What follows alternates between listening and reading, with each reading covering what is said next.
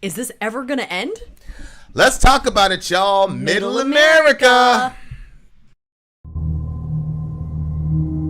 What are you people? We're Americans.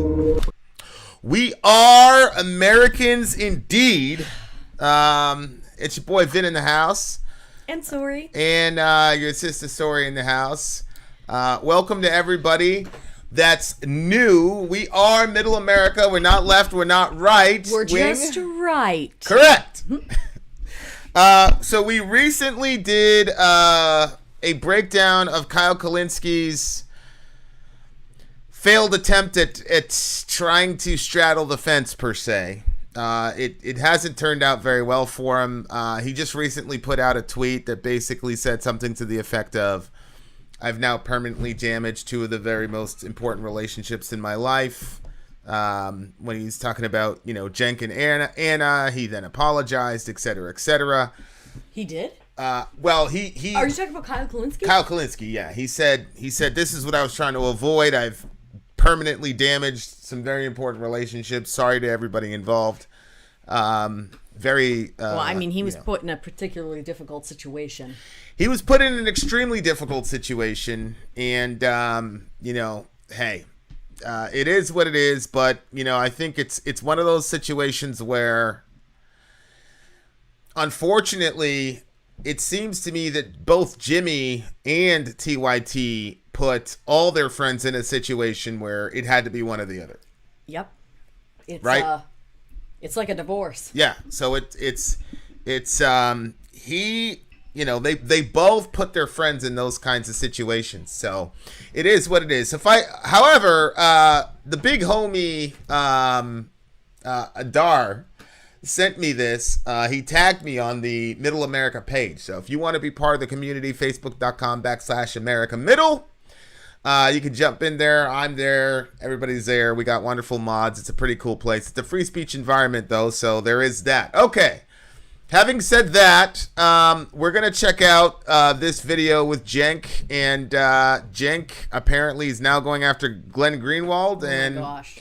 We got to give him a fair hearing. Let's see what Cenk has to say. So here we go. Here's Cenk. So guys, we're going to do a bonus episode here about Glen Greenwald's attack on Anna. It was vicious and it was completely false. Okay, now Glen Greenwald did a video recounting the situation. Mm-hmm. And I don't know about vicious, but as I said in the previous video, Anna has been able to basically skate out of this situation unscathed, and Glen Greenwald, he used the term blackmail and all the rest of it to Anna. So, Anna got smoked pretty hard on that take. But the thing about Glen Greenwald is he's a credentialed journalist, especially on the left. Mm-hmm. So he's the guy's put his life in danger. One of the staffers that worked for him was actually assassinated. He's got like a 24/7 type security detail because it's obviously very dangerous where he is. Yeah. He got in trouble with the British government about 6 months ago, and it looked like, he was going to be arrested or whatever. Oh, so, wow. Like, Glenn is, like, the guy's the real deal. So was he there for any of this, or was this just his take on the Glenn situation, kind of like what we have? Yeah, and you're reaching the ends of what I'm capable of answering. But Glenn was part of the Intercept. The only thing I know about the Intercept, they had this guy named Jeremy Scahill. Okay. And he did this documentary called Dirty Wars, which at the time was obviously very relevant to me. And Scahill did an interview of Anwar al-Awlaki's parents, actually, in Yemen. Oh, wow. Awlaki was an American citizen that Barack Obama drone bombed in the smithereens without a trial or anything like that.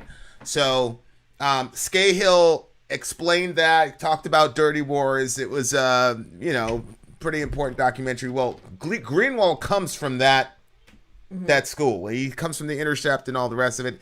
He has since separated from the Intercept. He's doing his own thing. But Glenn is the Pulitzer Prize winning journalist. I mean, his curriculum vitae is up there. So I'd be very interested to see how Cenk handles Glenn as an opponent, because Jimmy Dore is, he has a lot of respect. It appears to me in the progressive space. We're not progressives.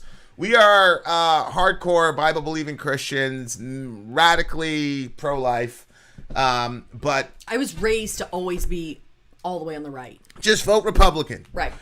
But we were, we ran into Bernie Sanders in 2016. He was extremely compelling. So, that kind of cracked the door open. And then obviously we discovered Jimmy and TYT, to be honest with you. Mm-hmm.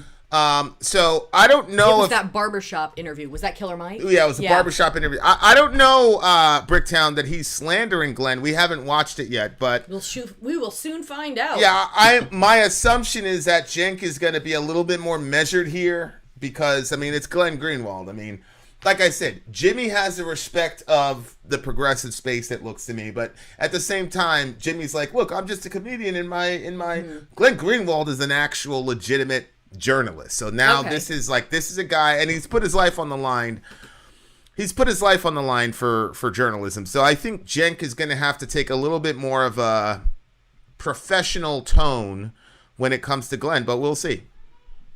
And I'm going to prove it to you guys. I'm going to show you the tapes, and it's, first of all, really disappointing and sad to see, because Glenn, I thought, was a real journalist, and we've praised him on the show many times, and he did some amazing stories in the past, including, of course. Okay, so Bricktown is saying he's not going to hold his breath for a measured Cenk. Did he just come out and say... He said he's not a real journalist. He's not a real journalist. Yeah. See, this is the stuff I don't understand. We praised him on the show multiple times. I got to look at this again because... He must have said something negative about them, So guys, we're going to do a bonus episode here about Glen Greenwald's attack on Anna. It was vicious and it was completely false. And I'm going to prove it to you guys. I'm going to show you the tapes. And it's, first of all, really disappointing and sad to see, because Glenn, I thought, was a real journalist. Okay. I just think this is a bad tactic. To say that, to imply that that Glen Greenwald is not a real journalist, when the man has literally risked his life for the craft. I just don't understand I don't understand the logic here. But he overall doesn't have respect for people like that, because the name is, going from me right now. Mateus, what's that guy's name? Aaron Mate. Yeah, Aaron Mate. He's put his life in precarious situations as well, and he came out saying stuff against him, right? Yeah, but Aaron Mate is kind of like an upstart type guy, right? Well, he's not. He also has legit bona fides, but Greenwald is in, Mate looks up to Greenwald. Okay. It's like that, right? Okay. So you can kind of almost get away with slamming or slandering Mate. And if Mate wasn't such close friends with Jimmy, I think Anna would have got away with it. But I also think if Mate wasn't such close friends with Jimmy, that they would have never attacked him in the first place. Yeah. You see what I'm saying? So it's one of those situations, but I just think that I think it's an unhelpful tactic to say, because you were wrong here, and I don't know if he's right or wrong here, but we're gonna watch some clip. Look, I watched a little bit of the Greenwald discussion, but it was all stuff that we all knew. Anna, gray mail. I've still said it's non-explicit blackmail. I know people kind of jumped on me a little bit in the comment section, which is okay. That's that's how we learn. I just don't think that it could qualify as out and out blackmail, but at least gray mail. But so when I was watching the Greenwald thing, I was like, okay, I'm done. I'm done with this. I'm not going to do a commentary video on it, because it was all stuff that we all said. We all knew it. Anna slandered Aaron Mate. She, she did all this craziness, right? Mm-hmm. So she lied about him. She had the meltdown. They took down the video, yada, yada, yada. And then she tried to weaponize me too. That's clear. Yeah. And, she did. So that's where we're at. But now you got Cenk saying stuff like Glen Greenwald is not a real journalist. Okay. We've praised him on the show many times, and he did some amazing stories in the past, including, of course, the Edward Snowden story, and I think Edward Snowden's an American hero. This is a great story about Brazil, but after... I just want to say this real quick. So Edward Snowden, you know, and Glenn was instrumental. Apparently, like I said, we're very, very new to this progressive stuff. But Glenn was one of those guys that broke the Snowden story, I think, and supported him. Of course, now Cenk has turned on Julian Assange, who is being tortured and held against his will and having all these lies spoken against him. And it's because Julian's leaks were too helpful to Trump. So because the leaks were helpful to Trump and, you know, Cenk was in the midst of the whole whatever, he implied that Julian Assange was kind of like not to be taken seriously anymore because he was leaking things that supported Trump. Of course, Hillary Clinton was a horrible candidate, and the people after were horrible candidates. So it's not Julian Assange's job to balance out what he leaks or whatever. Like, that's not how it's supposed to go. But that was the mentality in 2019 and 2020. It seems to me that the mentality of left-wing media, whatever people want to call it, was, I don't care if this thing is true or false. If it's bad about Trump, we're going to run it. If it can any way, shape, or form help Trump, we're not going to run it. And that seemed to be everybody's strategy on that side of the aisle. And Julian Assange is like, my job is to leak the truth.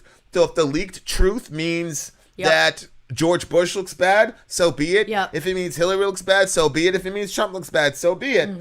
But then Cenk went after this dude and said he's now questionable and everything is questionable because he's now leaking all. So it's like, on the one hand, you're like, you know, shouting out Edward Snowden, which we should. He's an American hero. But on the other hand, Julian Assange, right? We're gonna question him because so if Edward Snowden said anything that could possibly help Trump, then he'd be on the. Then we need to so we can question him too. We continue. Watching this, I was further heartbroken because I think now I'm not really sure about any of his past stories. Did he hide evidence on purpose in all of those? I don't know. There's no.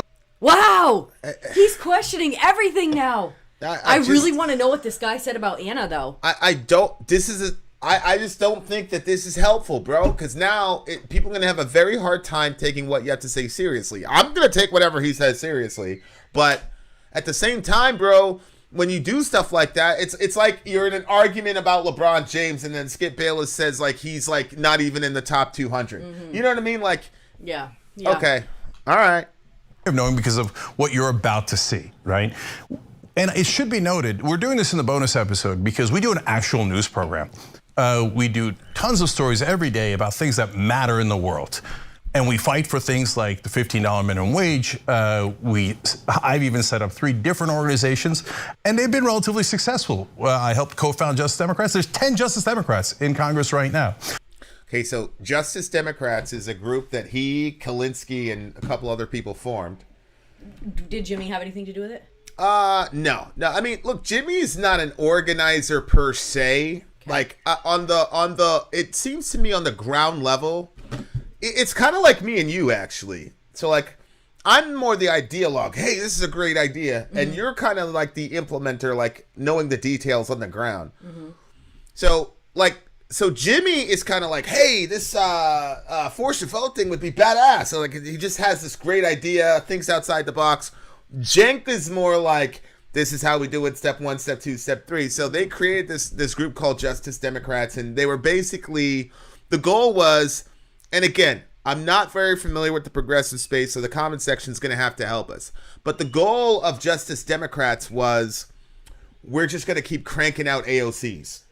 Oh. That was the idea. Okay. We're going to crank out AOCs, and then when we get there, because you don't need, like, for example, I think it was like 12 votes, like forced to vote, was going to be, if all 12 of them, like, held pat, then Pelosi wasn't going to win. So, like, you don't even need hundreds and hundreds of people, like, because a lot of these votes work on majority and supermajority. So you have a block of people, and then you could basically blackmail and intimidate these people to doing what you want, because that's, according to Kyle Kalinske, because I've been listening to him a lot recently, that's what the Tea Party was doing.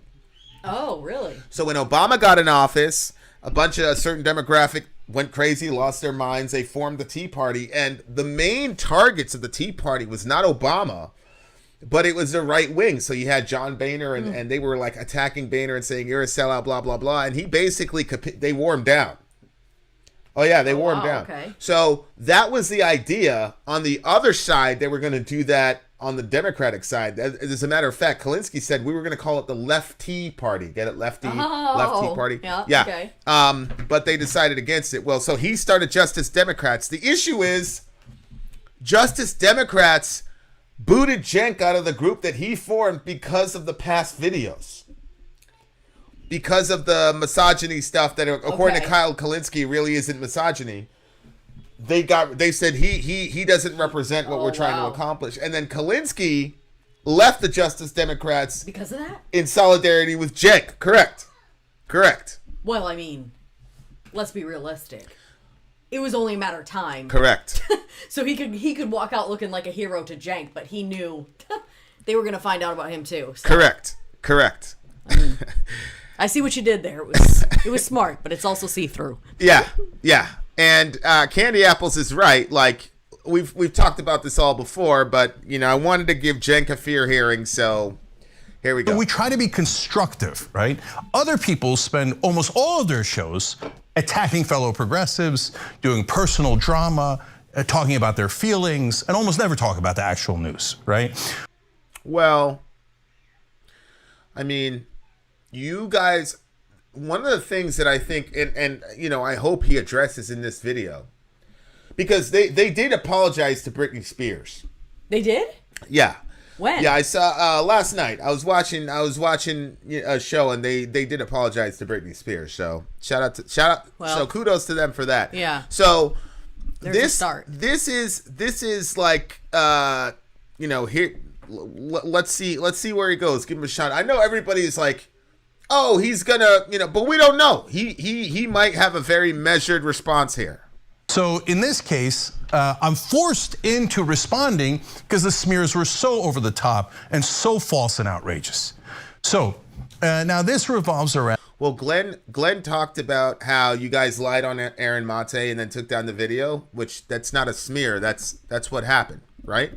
So I think one of the things that would be helpful is, this is true, this is false. Stop like this. Everybody does this. This peanut butter. Like, what was true about what he said and what was false about what he said? Because if you say everything is false, then all of us are going to say, well, wait a second. That can't be true. Yeah. Right? So we continue. Jimmy Dore's claim that Anna tried to blackmail him with a DM that she sent him. So now Jimmy sexually harassed Anna while she was here, and that was all uncovered through this whole process. No, it wasn't. It was not uncovered. There's been no proof. There's been nothing. So, yeah. Yeah, I'm sorry. I just don't believe that that counts as sexual harassment, considering the context that you guys were in and in the environment that you, Cenk, participated in creating. I don't think you can say nice news skirt is sexual harassment. I can't see it. Now, you're going to see that with your own eyes in a second, but I need you to know that context. So when Anna says, and at that point, Anna sends the DM when Jimmy's already attacking her personally. And by the way, we're going to show you a clip of that later as well, so you'll see that evidence. And yeah, Anna sent him the clip in the midst of the jihad, specifically about Aaron Mate and how Jimmy went nuclear on you guys after what you did with Aaron Mate. Yeah. Part of my problem with Anna's DM to Jimmy is that it had nothing to do with the criticisms either of them were leveling at each other. In other words, the subject was not sexual harassment. Mm-hmm. So, for example, if Cenk got caught up in some sexual harassment thing and then Jimmy was shooting all these videos, oh, you're a terrible sexual harasser, then to me it makes sense for Anna to pull out this, well, you did this to me thing. Yeah. But that wasn't the subject. Yeah. The subject was Aaron Mate and you guys lying about him, McCarthy smearing him, all the rest of it. And you guys agreed that you lied when you took down the video. So the problem is Anna's threat, whatever you want to call it, had nothing to do with the actual public controversy. So when we look at that, we say, what is the possible motivation for bringing up this subject that has literally nothing to do right now with the conflict at hand? That's the problem. Exactly. That's what makes people say, We continue. Anna's super frustrated because they keep calling her these outrageous things that she's paid off by NATO and all these other things. And Glen claims that he's... I don't know if she's paid off by NATO. Yeah, I mean, again, we're new to this whole thing. What I will say though is that she did sit down with I'll say a war criminal, and she did say that it was an honor to sit and talk with her. Right? She did do that. she did. And a lot of us have a problem with that, and you guys haven't addressed that yet either. So hopefully you do in this video. Outraged by anyone saying that somebody is paid by someone without evidence, yet he's never asked for evidence of any of us being paid by NATO. What an insane, absurd charge. But as long as it's his friends and his buddies that he wants to advocate for, there's completely different standards, Pause it. right? So in the midst of... Remember the last time he said absurd? Yeah. He said it was an absurd lie, and it was a lie? He's preposterous. Oh, he said preposterous. That's right. Yeah, he called... That's right. He said Jimmy was That's a right. preposterous liar. Yeah. But in that particular situation, Jimmy was actually a preposterous truth teller because Right, and he was the preposterous liar. you were arguing to So- bomb Syria, Cenk. Yeah, so. frustration, Anna sends a DM, and now they've characterized it as blackmail. And I want to actually read the end of that DM for you guys so you know what the reality is, right? And it's in there. They've all put it in their videos. They read it to you guys, and then they tell you something that isn't true. So let's read the end of that DM. She says, I've been holding back, letting you run your mouth nonstop as if you're some sort of warrior for what's good in the world. That is going to change. Again, if the controversy was about sexual harassment and all the rest of it, sure, that's valid. But that is not what the controversy was about. So what does Jimmy's untoward comment toward Anna that he quickly apologized for and that Anna forgave him for, which she has never contradicted that narrative, what does that settled issue 7 years ago have to do with your guys' lying about Aaron Mate? That's what everybody wants to know, and that's the connection that for some reason they're not seeing. And I think if you guys saw that, you would be able better to address it because it's not working. In blackmail, the way that it works is, hey, I'm going to do something unless you give me something. You give me a duffel bag full of money in a parking lot, or you do this, or you do that, or you don't do something. It's an ultimatum, right?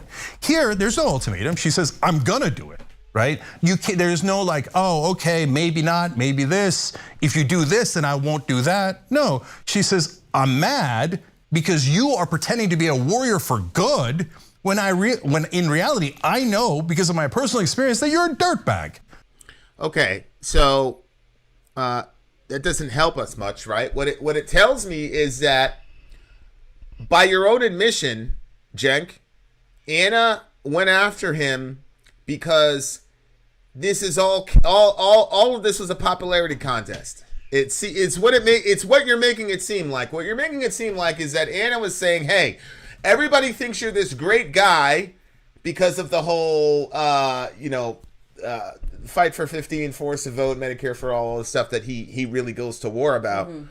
Everybody's loving you, and then at the time, Cenk and Anna were not getting killed, but they were losing the internet battle with Jimmy badly. And their own people started messaging them and saying, "Hey, would you stop?" And they started shooting episodes specifically dealing with their fans and saying, "Hey, we don't care if you like us or not, yada yada yada." And then remember the one we saw where Anna's like, "They're telling you to put me in my place and all this." So it seems like she caught feelings off of that, and so she brought up the harassment claim simply to make Jimmy look bad. It's what you just said. I know you're a dirtbag. All these people think you're a good guy, but you're really a dirtbag. So it had nothing to do with policies, what you're saying. It had nothing to do with policy. It was only because he was winning the internet war and everybody thought he was a good guy, and Anna wanted to make everybody realize what a dirtbag Jimmy was. You said it out of your own mouth. Yeah. Okay. That's why you did it. It seems like he's trying to say, well, she wasn't blackmailing him. She was threatening him.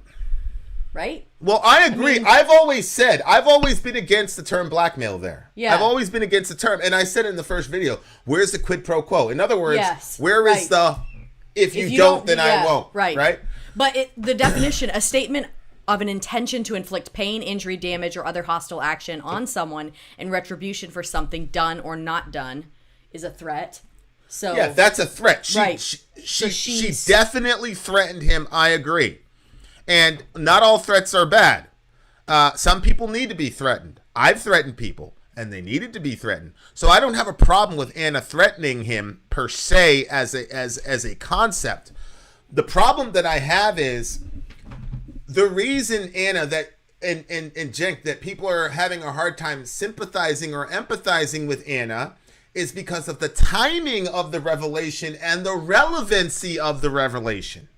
So, like, let me give you an example. Joe Biden was running a presidential campaign, and a lot of it was, I am not like Donald Trump. I'm better than Donald Trump. Donald Trump is a misogynist, racist, yada, yada, yada, yada, yada. So when Tara Reid comes out with her Me Too accusation, that's relevant because Biden was setting himself up as the anti-Trump. So when we hear this from Tara Reid, we go, whoa, whoa, whoa, you're the same guy. That's relevant. Right. What Anna did had nothing to do with relevancy, and it was pure invective. It was all designed to make everybody realize what a terrible person Jimmy was. Now, whether or not she was successful, that's why she did it, and I believe Cenk there. That's why she did it. She wasn't trying to blackmail him. She wasn't trying to shut him up. She was angry that he was winning the war, and that their own people were turning against them for Jimmy's sake. Yep. And that's what this was about. Thank you for the clarification.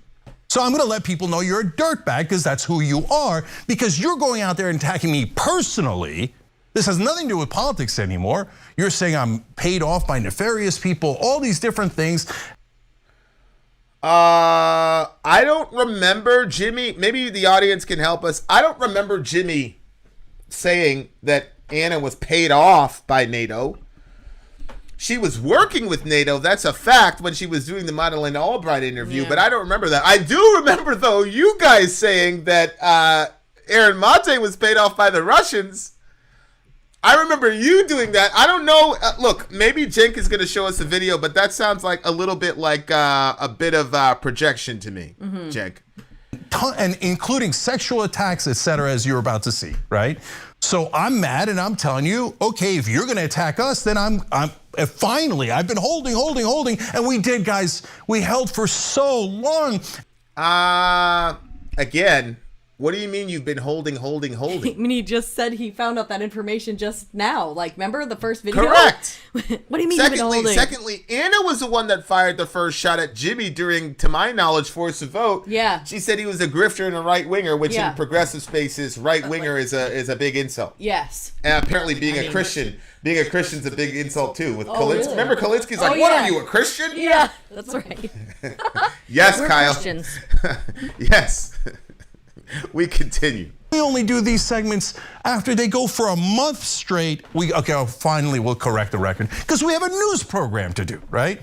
So she says that. So as you can see already out of the gate, the idea of blackmail is absurd. It's totally absurd. It's not true on the facts as we start. Okay, now let's get to Glen. So he sees that. Instead, he says this. You see what she did there? Now, since this DM was sent, Jimmy anticipatorily went. Okay, pause. We're hearing an echo. Of course we are. Of course we are. This happened again. I didn't touch anything. I didn't touch anything at all. Here, let's just share your mic. Stand by, guys.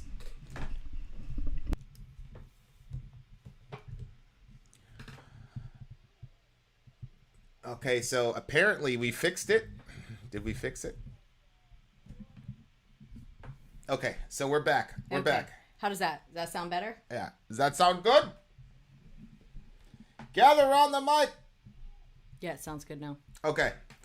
So here we go. We continue. Showed his audience this threat, which is what this is, that she sent him. A threat that she's going to accuse him of sexual harassment.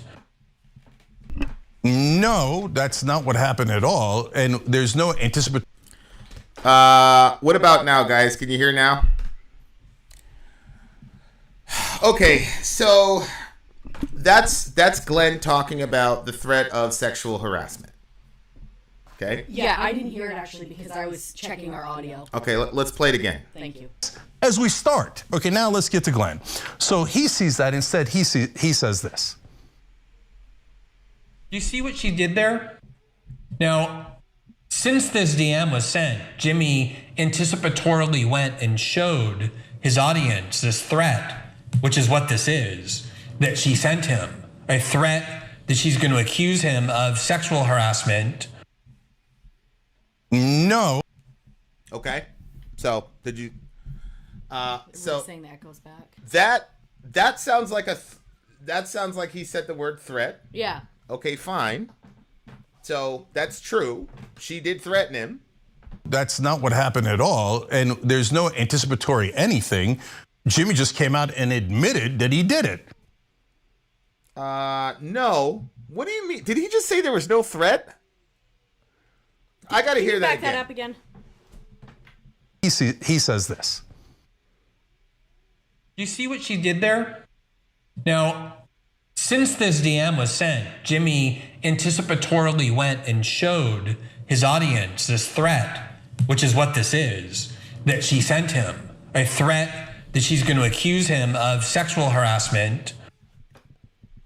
No, that's not what happened at all. And there's no anticipatory anything. Jimmy just came out and admitted that he did it. No. Again, I'm confused. That's Cenk. no. He didn't admit that he sexually harassed her. Correct. He did not admit to sexually harassing. Actually, what he did was accuse her of sexually harassing him.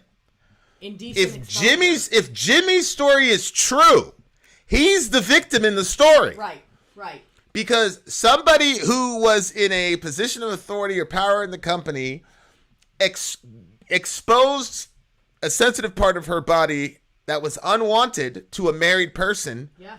And then he responded unprofessionally and didn't take it to HR. That's what Jimmy's saying happened, Cenk. Right. Because you do realize, Cenk, if Jimmy's story is true, as I've said a million times, then he is the victim initially in the story, if what he's saying is true. So he made no admission. Actually, he made an accusation. But because Jimmy's a male and Anna's a female, you may have missed it. But secondly, again, I don't understand this. What do you get from how does it benefit you to say that message was not a threat? Like, I'm with you on the blackmail thing, and I've been like that since the beginning. But you can't say that wasn't a threat. I mean, it was. Like Cenk, if I say, Cenk, you've been able to get from your car to your work building without any sort of pain whatsoever, but tomorrow that's going to change. That's a threat, right? That's a threat.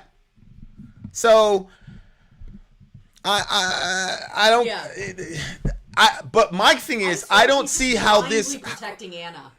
Okay, I would blindly protect you. I don't have a problem with him protect. Like I said, you're gonna ride for your people, but I don't understand the win here. How do you win by saying there's no threat when it's obvious that was a threat? That's what I don't get. We continue. Right? And by the way, some of the things he said in that account were not even true. So Anna wasn't going to say that, okay?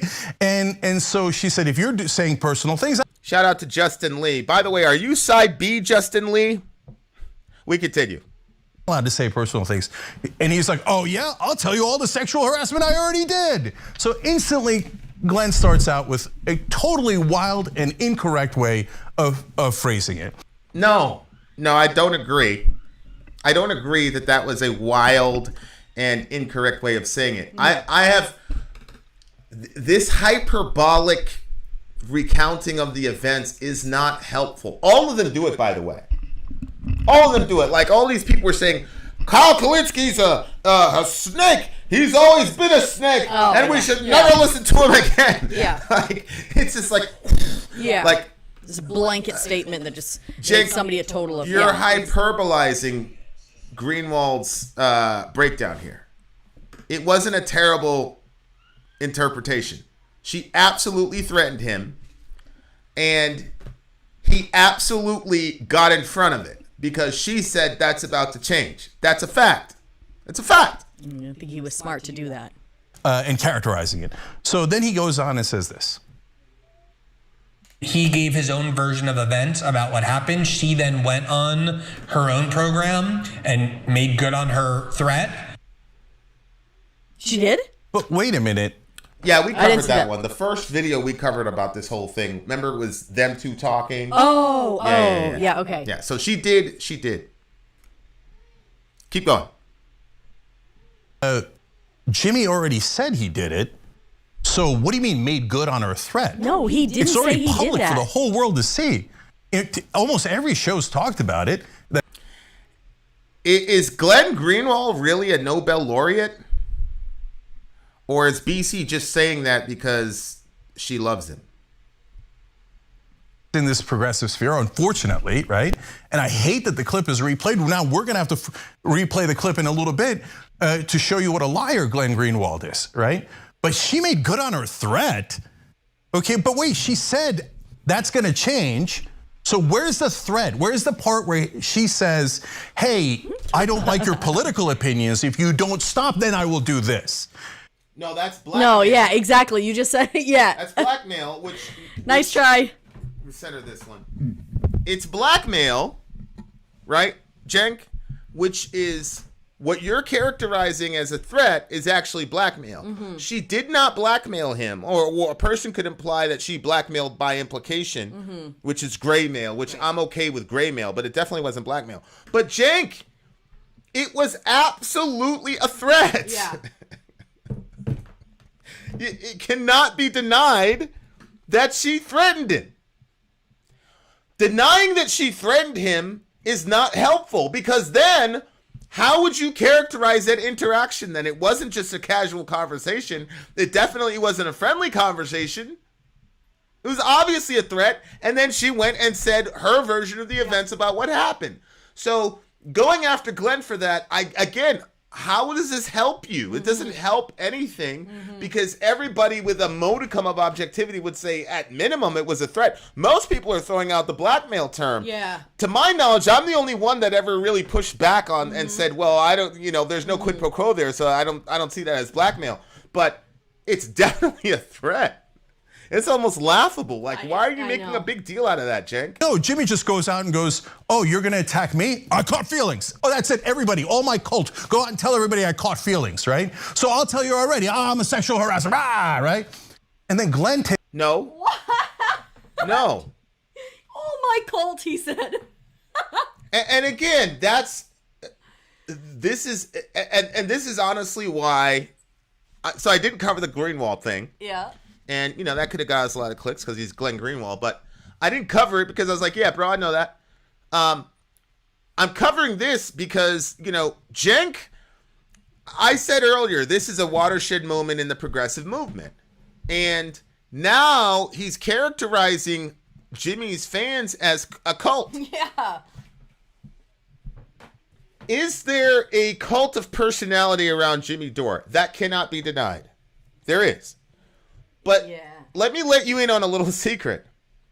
Every YouTuber who is successful has built a cult of personality. Yeah.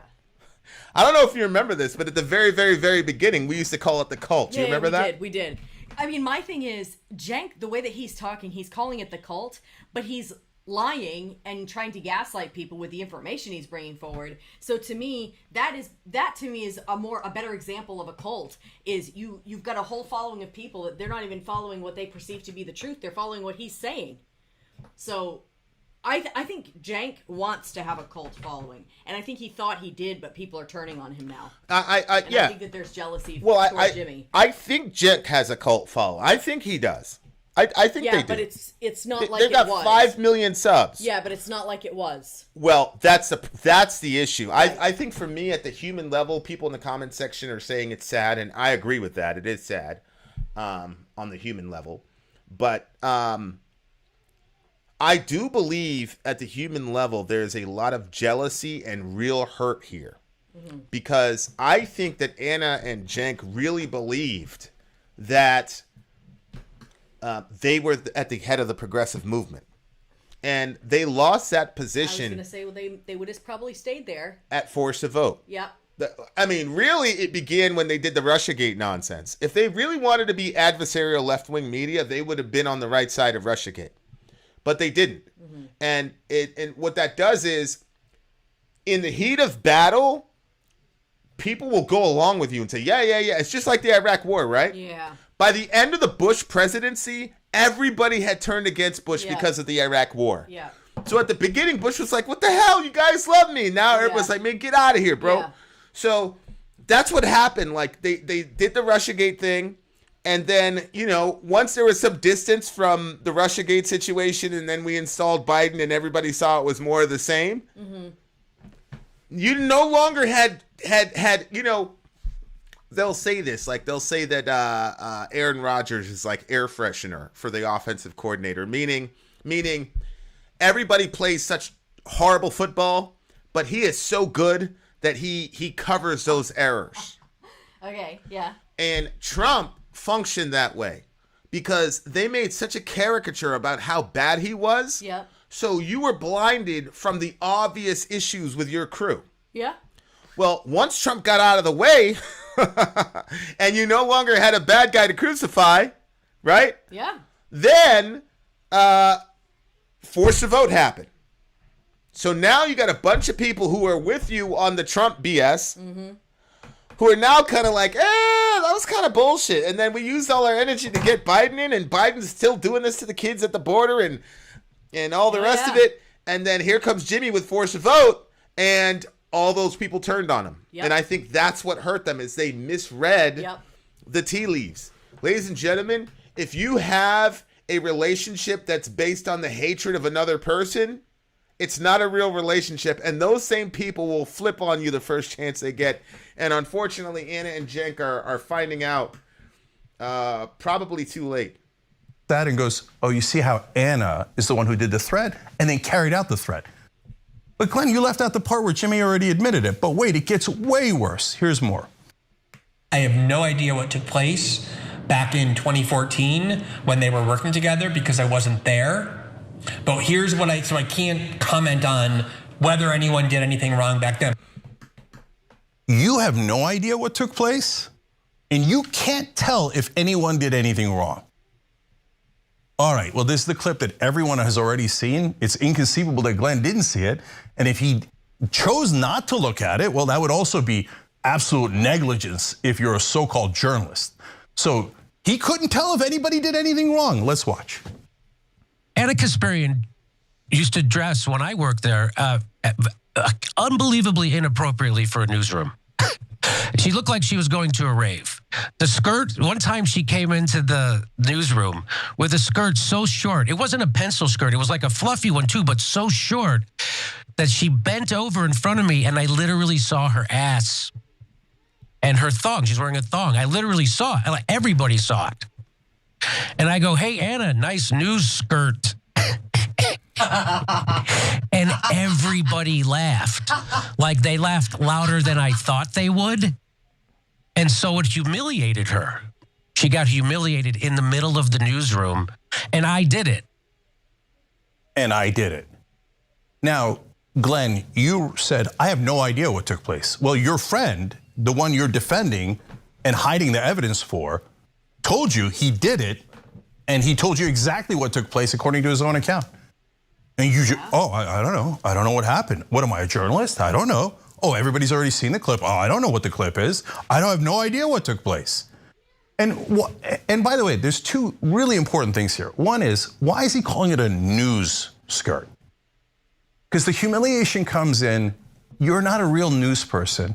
You're just here for all the men to leer at you. Huh? That's why I looked up your skirt and had a big laugh about it. What?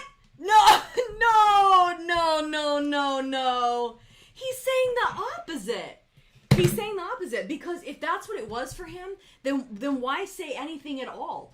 Why not just take your fill and your look, you know? But the fact that he was saying nice news skirt to me, and he used the word inappropriate, which I agree. I think that was, you know, for him to project that on her. I don't think that's well. Look, my issue with the inappropriate comment was not that Jimmy doesn't have the right to believe that something is inappropriate. My issue with the inappropriate comment was you're in a lefty space, Jimmy. Right. There's a generational issue. So Jimmy, like, for example, when he was talking about Kyle ghosting him, he used the term unprofessional. Yeah. Like, he has a certain kind of mentality. Even though he's in a left-wing space, he's still old school. So there's still an understanding of some propriety. Like, you'll notice he never does the Jimmy Dore show in a T-shirt. He does it business casual. Yeah. So he's got a certain sort of, like, old school propriety. So I don't have a problem with him saying that is inappropriate. I have no issue with that. Kyle, though, thought that word inappropriate was so bad that he was going to give Jimmy an eye jammy. But Britney Spears, you know, and all the other was no problem. He enjoys that. But the problem was the word inappropriate. So that's you see what I'm saying? Oh, yeah. Like. But go ahead. What were you going to say on to finish that point? Oh no, it's gone from me. Well, because he was saying that here. I'm going to rewind it and then because he did kind of. He told you exactly what took place according to his own account. And I don't know. I don't know what happened. What am I, a journalist? I don't know. Oh, everybody's already seen the clip. Oh, I don't know what the clip is. No. I don't have no idea what took place. And by the way, there's two really important things here. One is, why is he calling it a news skirt? Because the humiliation comes in, you're not a real news person. No. You're just here for all the men to leer at you. No. That's That's not what he was saying. The fact that he was saying nice news skirt to me is to say you're not dressed like a news person. Correct. You're dressing like that's what your only purpose is, to come in here and let people leer at you. But he's saying she should be in a news skirt. She should be in something that's newsworthy that you would bring the forth news with. Yeah. Yeah, I don't think he's saying that at all. You know, Cenk, what would communicate that men are just there to leer at you, Anna, would be if Anna masturbated on camera, 6,000 people would be there. That might be construed, Cenk, as saying, hey, that is a form of degrading her to the point where you're only there for your sexual, contribution. Yeah, correct. So, no, I think Sori's right with the nice news skirt interpretation. I looked up your skirt and had a big laugh about it. Well, Jimmy never said he looked up her skirt. Right. Jimmy said that she proactively bent over and displayed parts of her body, which I'm not a fan of him coming out in such a crass way of saying it. Yeah. There's other ways he could have said that, and I'm completely not a fan of the way that he said that. Yeah, I would agree with that. Glenn, you're not sure what happened? You're not sure what did he say? Whether anyone did anything wrong back then, you're not sure about it. You're a journalist, and you just saw that. He never put that clip, he never mentioned that clip anywhere in his video. Well, I didn't put we're not seeing it like you, Cenk. I didn't put the clip in the last couple videos, and if I would have been able to catch it on this one, I would have stopped it. I don't like the description of Anna's body, so I skip that. I skip over that. If you look at the previous videos, you'll see I just skip over that. And the reason is obvious. Everybody has heard it by now. Yeah. And I keep hearing, Cenk, that this is humiliating to Anna. Okay? So if it's humiliating to Anna, and even you, Cenk, when you were about to replay it, you hesitated. I understand why. I wouldn't replay that if somebody did that to Sori. If somebody did that to Sori, I wouldn't even say anything on YouTube. And I would not litigate that situation online. Right? So all of us are uncomfortable with that phrase. So it makes perfect sense to me that Glenn would not play that clip. We've all heard it before, and why would we continuously do that when it's, Anna, so does Kyle, they keep saying it's humiliating, then why would he play it? We've all heard it. Mm-hmm. So I don't think that's a very solid argument. And I think he's saying, how do we know what evidence you've hidden? Remember that? Yeah. Is he saying because he didn't play the Jimmy clip where he mentions the incident that is him covering up? Yes. Yes. Oh, Cenk, like that's not a solid argument at all. It's not very helpful to you or your cause. He never talked about it. My God, Glenn, what else have you hid from your readers all of these years? Hid? It'd be like the Trump grab him by the junk comment. We don't need to replay that. We know what happened. There is no reason for him to play that. You're acting as if Glenn's audience would not be conversant with what happened. Everybody that is conversant with Glen Greenwald, I'm certain, is conversant with Jimmy Dore and knows exactly what happened. Yeah. That is ridiculous. Right. There is no reason to play that clip. Unbelievable. Hid. Yeah. I mean, people are currently on YouTube watching his stuff. They can easily just do a quick search and find what was said there. Ridiculous. That's not a good argument. If you're doing a story as a journalist on this and you hide the most important evidence, what else have you hidden? So the second part that's important about the Jimmy clip is they're still laughing. This isn't something you did wrong and you apologized for 12 years ago, 7 years ago. Oh my God, we shouldn't have said that on air. This is not an on-air thing. This is a workplace thing, okay? You do this at work. That is textbook sexual harassment. Anyone who defends that, I don't know what you are, but you're definitely not a progressive. Okay, nice. Oh my goodness. Nice new skirt. Nice new skirt is sexual workplace harassment. The young turd.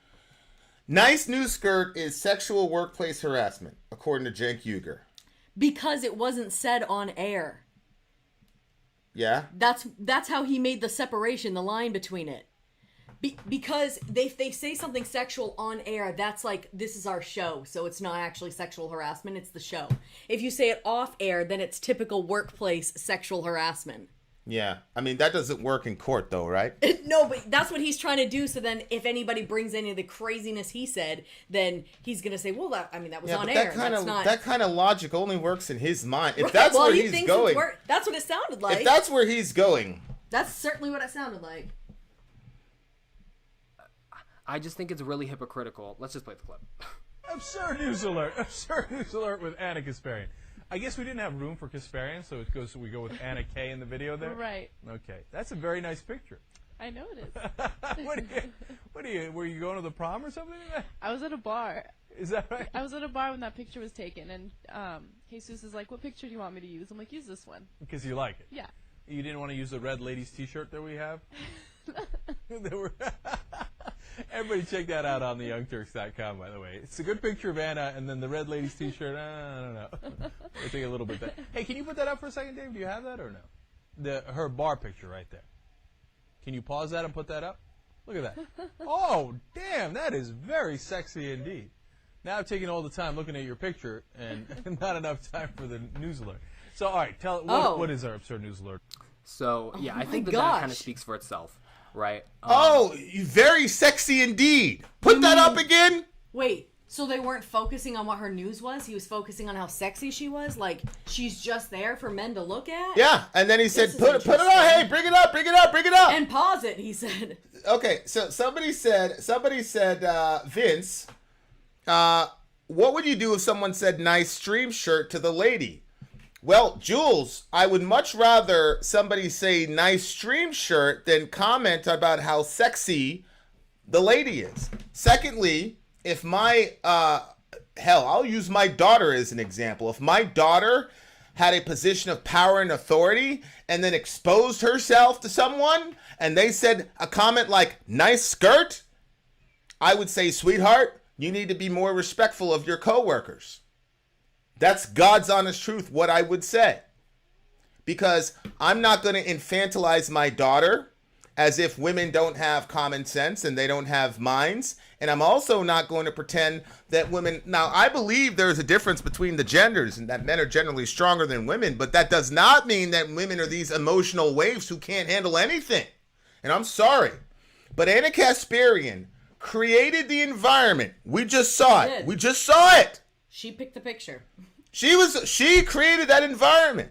And Cenk, if nice news skirt is sexual harassment, then out of Cenk's own mouth, he publicly sexually harassed Anna, demeaned her and degraded her on live TV, and did not apologize for it, to our knowledge. But according to him, that's okay because it's on air. That's the problem.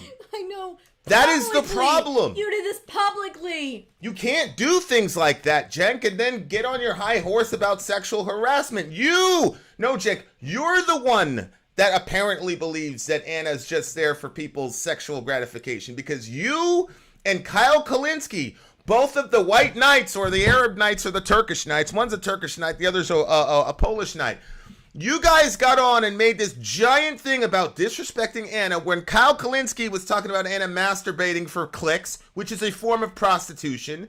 And Cenk is bringing up, and he says, bring up that picture again. I want to see the picture again. And then says that it's a sexy picture. And now he can't focus on the news because his newsmate is right there.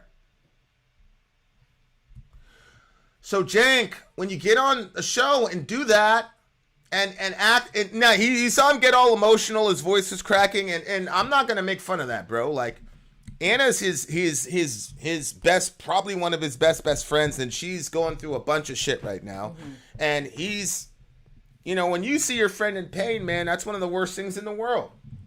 It's one of the worst things in the world. So I'm not gonna mock Cenk for getting emotional about his friend. I mean, those are his friends. He loved those people.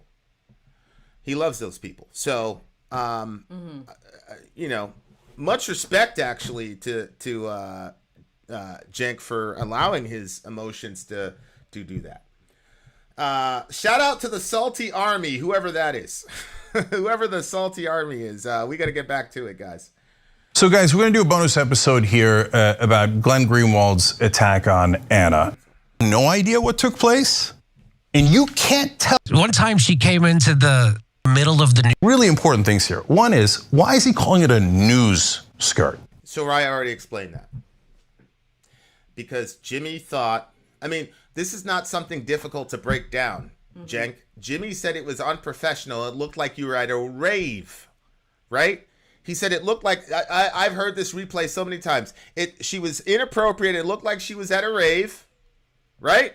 And then, his thought process was, that belongs in a rave, not in a newsroom. So he says, nice news skirt. There's no mystery as to why he used that phrase. And the facts are, way back, you can see that original video was very old. It was probably at the beginning of their channel. She used a picture to advertise for the news stuff that was her at a bar. Correct. Correct. And we've already... that means his assessment... Correct. Of what she likes to project out to people is that look. Correct. And again, I would just say, and this is a conversation. Like, she didn't have to say she was at a bar. She could have said she was out with some friends.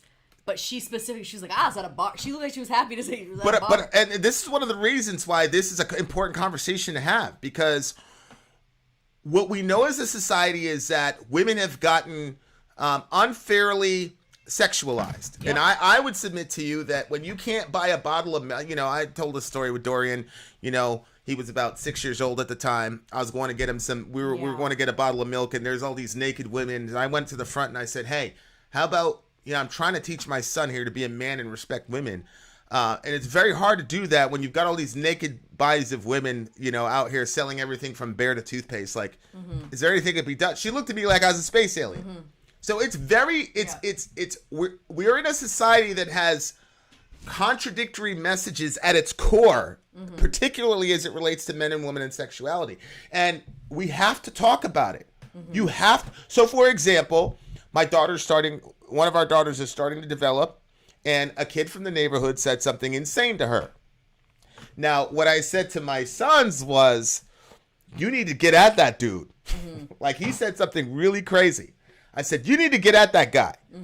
But what I told my daughter was, I said, listen, sweetheart, there are some very You're going to inherit a world where people are going to do that kind of thing, and that's how it is. But that doesn't mean anything about you as a woman. You didn't do anything wrong. It was completely his lust issue. And then I went and talked about clothing. Ladies and gentlemen, I grew up in the Bronx, New York. Okay. Now the Edenwald Projects was blood territory, so there's nothing but bloods over there in the Edenwald Projects. And I was a crazy 15-year-old idiot. So I had a blue shirt, blue scarf, blue hat, blue jeans, blue shoes. I walked right through the Edenwald Projects. And if it wasn't for Candace, shout out to the homie, your brother wouldn't be here right now. Okay? The point is, was it wrong for me to walk in that building with all blue? No, I can wear whatever the hell I want. It was dumb of me to do so, though. Right? So if you wear a skirt that is so low that when you bend over, all of your glory is visible, people are going to look at it. People are going to say things. Whether or not it's right or wrong, that's the reality we live in. Can we have that conversation? Now, when it comes to a girl getting sexually assaulted, the question, what was she wearing, is completely irrelevant. Right. But when it comes to how men and women work together in the workplace, your dress is absolutely pertinent. You know how I know? Of course it is. Because in most offices, most men can't show up shirtless. So I can't stroll into my office with my shirt off, with my bulging pecs and all the rest of it. I can't do that. People are going to say, that's unprofessional, Vincent. You got to go. So we've got to figure out how to relate this way as men and women that gives women the complete autonomy that they want and deserve, while simultaneously dealing with the reality of the fact that all of us are sexual beings, women included. Mm-hmm. And that's not a simple conversation, but I wish that the progressives would use this as a moment to figure out the norm here. Because as I said before, I talked a little bit about agent provocateurs and things like that. Go look back in the 60s at COINTELPRO and see the tactics that the government used to stifle the civil rights movement. And I'm telling you guys, if progressives don't figure this Me Too shit out, when we get a serious candidate, and right now there are no serious candidates. Bernie's gone. AOC, she can't even unite the left. So in 5 or 10 years, when you get a serious candidate, guys, how is he going to be insulated from a false Me Too claim? Mm-hmm. And what are the lines? Mm-hmm. Those are discussions that progressives need to have, because it will completely destroy your entire movement if you don't figure this out. So I think this is an important conversation to have. Because the humiliation comes in, you're not a real news person.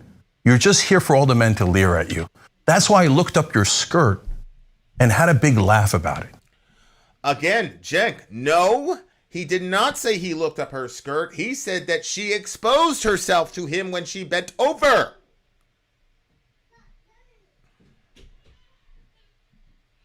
Glenn, you're not sure what happened? You're not sure if, what did he say? Whether anyone did anything wrong back then, you're not sure about it. You're a journalist, and you just saw that. He never put that clip, he never mentioned that clip anywhere in his video. He never talked about it. My God, Glenn, what else have you hid from your readers all of these years? Ridiculous. If you're doing a story as a journalist on this, and you hide the most important evidence, what else have you hidden? So, the second part that's important about the Jimmy clip is they're still laughing. This isn't something you did wrong and you apologized for 12 years ago, 7 years ago. Oh my God, we shouldn't have said that on air. This is not an on-air thing. This is a workplace thing, okay? You do this at work. That is textbook sexual harassment. Anyone who defends that, I don't know what you are, but you're definitely not a progressive. Well, nobody's defending it, little big bro. But he did not say he looked up her skirt.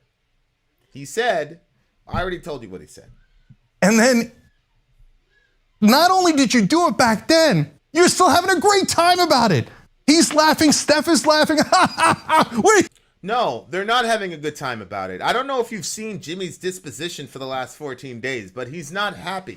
And Cenk, I'm sorry, but the story would have never been broken if Anna did not threaten him.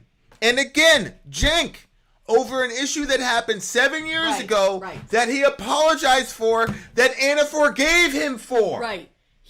I don't believe he wanted to bring the story up, but she pushed him to it because she said she was going to put it out there, so he needed to bring out the story without having it slighted her direction. And again, I don't think Cenk is fake crying. I think that Anna is in a lot of pain, and Cenk is really close friends with her. Yeah. And, you know, look, man, I've been in situations where somebody I love and is in a lot of pain. And, you know, the people that were... They knew that I wasn't going to go and say all their stuff out because they know my character. But they also knew that if they got in your vicinity, I told one of them, I said, say whatever you have to say, keep it on social. Don't let me see you though. Don't let me find you. Don't let me see you. Mm-hmm. And he complied. So like I understand how emotional you can get when, especially as a man, like you feel like you're supposed to protect a woman, and now all this is happening to Anna, and he can't protect her from it because mostly because she's so we're dealing with human beings here. So like if he's getting emotional, like I get it, bro. Like I'm complete. And again, whether she's right or wrong is not relevant to whether or not he's going to get emotional. Mm-hmm. And I don't care if you're right or wrong. Like if this was happening to you, I'd have a serious issue. Now, obviously, if it was me, I'd be like, sure. You know, I would stop you from doing stuff, you know, but, you know. Yeah, but the thing is, I have far too much respect for the Me Too movement to use some bullshit accusation to go after somebody when there's not something that's actually substantial there. Even if she was humiliated and embarrassed by that situation, that is not a Me Too situation. Correct. So it's not. No. It's not. It's not. Humiliated her! Ha ha ha ha! But Glen's not sure what happened.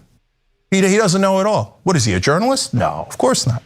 So there's a lot more where that came from. So now Glen makes up something, just fabricates a fact. Let's watch. I don't know if Glen is about to make up something, but you guys literally made up like stuff against Aaron Mate.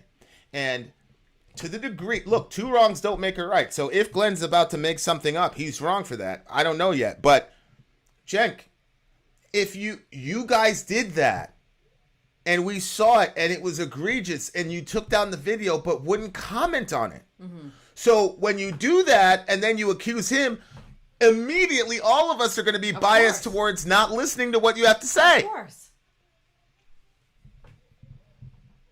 If anything, she was his boss at the Young Turks. And yet, according to her own version of events, and according to Jimmy's as well, she never once voiced a complaint about being sexually harassed by Jimmy Dore in the workplace. But wait a minute. Anna wasn't Jimmy's boss at all. So Anna's become executive producer of the show later, but I was Jimmy's boss. So why didn't you check with us? Hey, you're supposed to be a journalist. Hey, was Anna Jimmy's boss at the time? No, you just chose to make up that non-fact. I mean, Cenk and Anna started this show, and Jimmy came in later. Of course, she had a... Well, I don't know. Right? Aren't they like co-producers? I don't know enough about the history to comment. I don't know what the timeline is. What I do know, though, is that, to your point, it's clear what the power dynamics were at TYT. Like, for example, we were in an organization. Sori got into a conflict with somebody. Mm-hmm. So then the other guy goes, okay, we'll get Vin, and because I was one of the leaders, we'll get Vin and then we'll sort it out. You know what the guy said? The guy goes, nah, you can't get Vin. He's too close to the issue. Because at the time, she was my friend, but she was my best friend, and everybody knows how I am with my friends. And they also knew that, yeah, I pretty much started. I was at the center of starting it, but you were essentially second in command. Mm-hmm. So, look, there is what the roster looks like on paper, right? And then there's the reality. It's a similar thing like people saying that Dick Cheney was really the president. instead of Bush. Now, a person could say, oh, you just completely made that up. You just completely made that up. Well, functionally, though, that's how it worked, right? So I get it. It's inaccurate, and I'm a big stickler on accuracy. So to that point, Cenk is right in the letter of the law. But as far as the spirit of the law, Cenk, she had she was the one in power there at the studio, not Jimmy.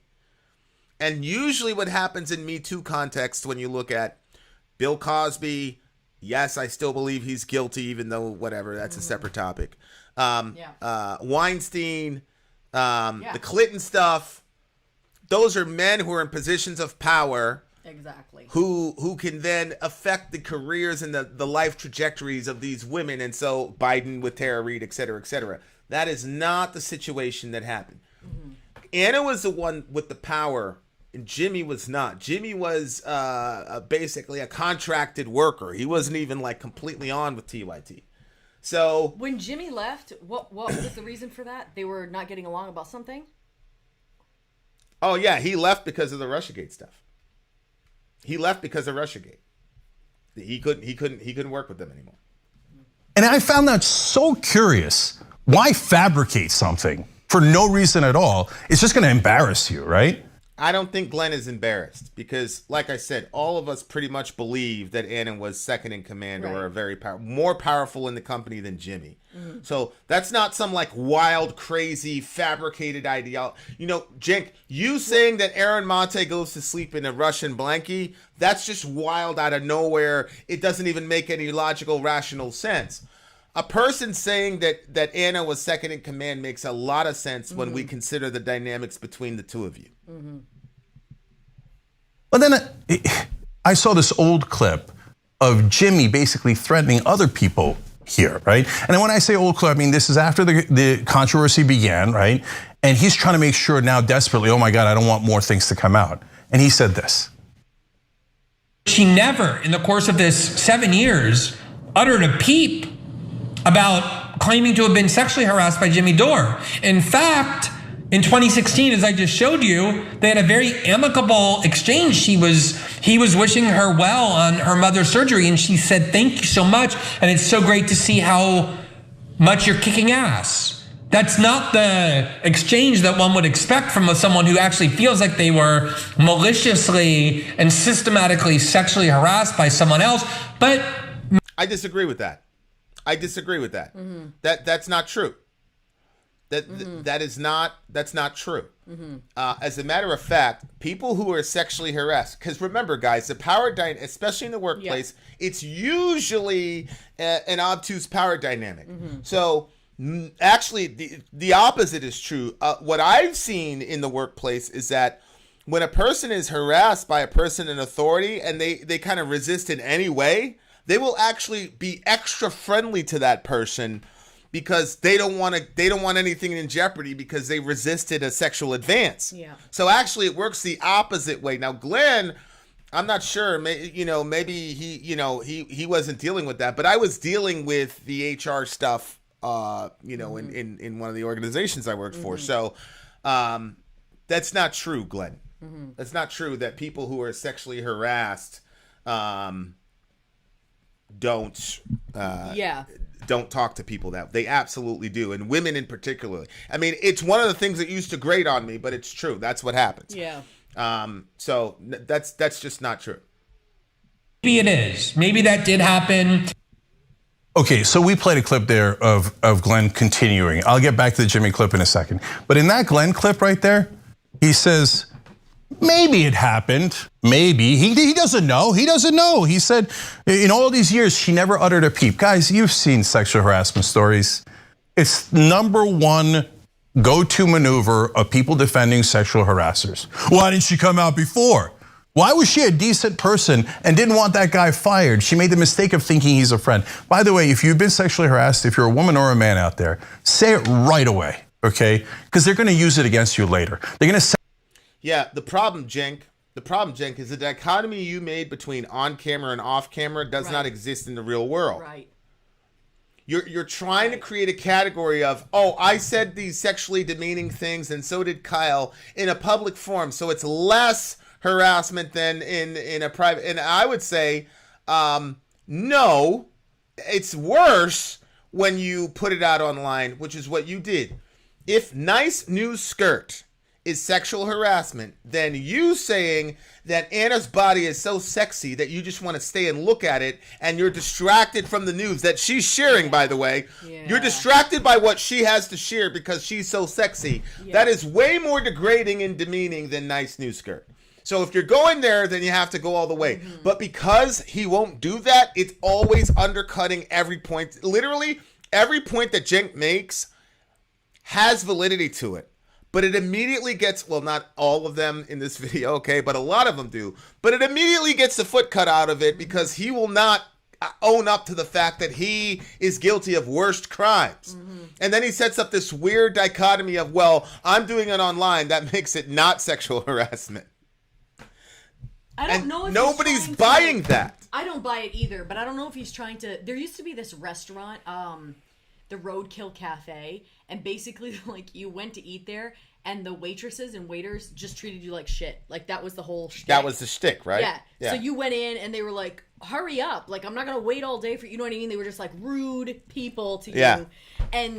But, like, you know, when the shift was off, and everybody was out of the restaurant and they were doing cleanup, I don't think that they could just talk to people like shit. You know what I mean? Like, that was their shtick on camera. But off camera, they had to treat each other with respect, I'm sure. Mm-hmm. And so I don't know if that's where he's trying to go with it. It doesn't seem like that, though, because it's not like they were... Like, he was literally talking about her. It wasn't just like some... Yeah. You know. Yeah.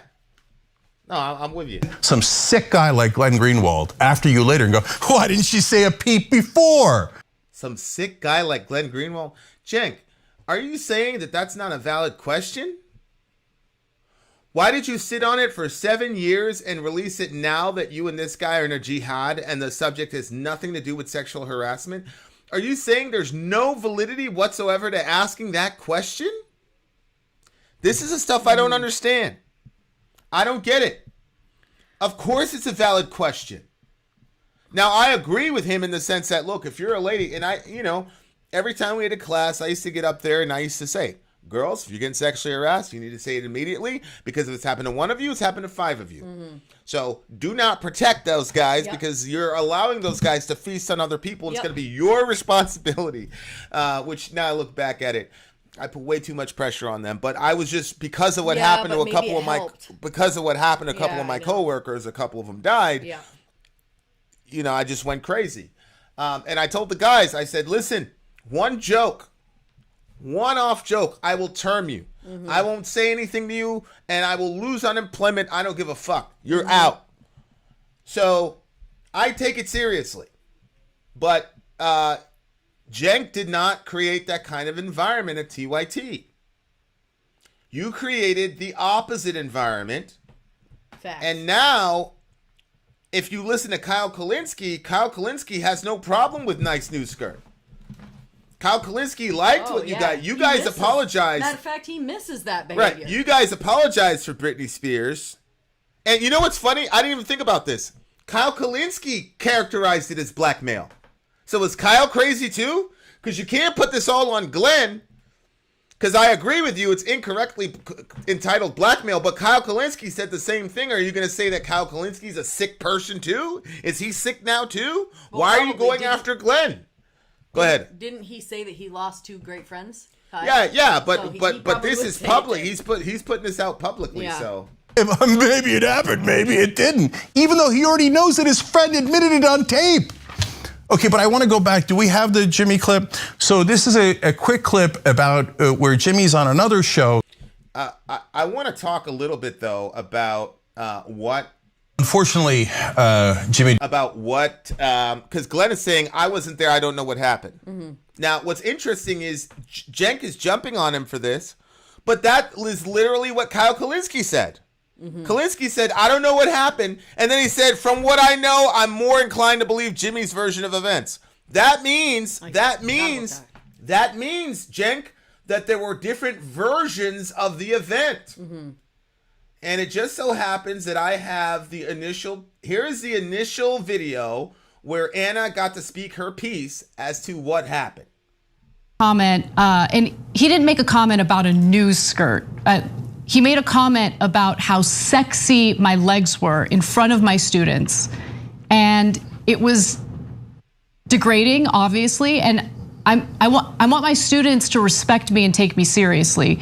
Okay, so Jimmy is saying you came into the office and proactively exposed yourself to me, and instead of me going to HR, I made an offhanded comment, nice new skirt. Mm-hmm.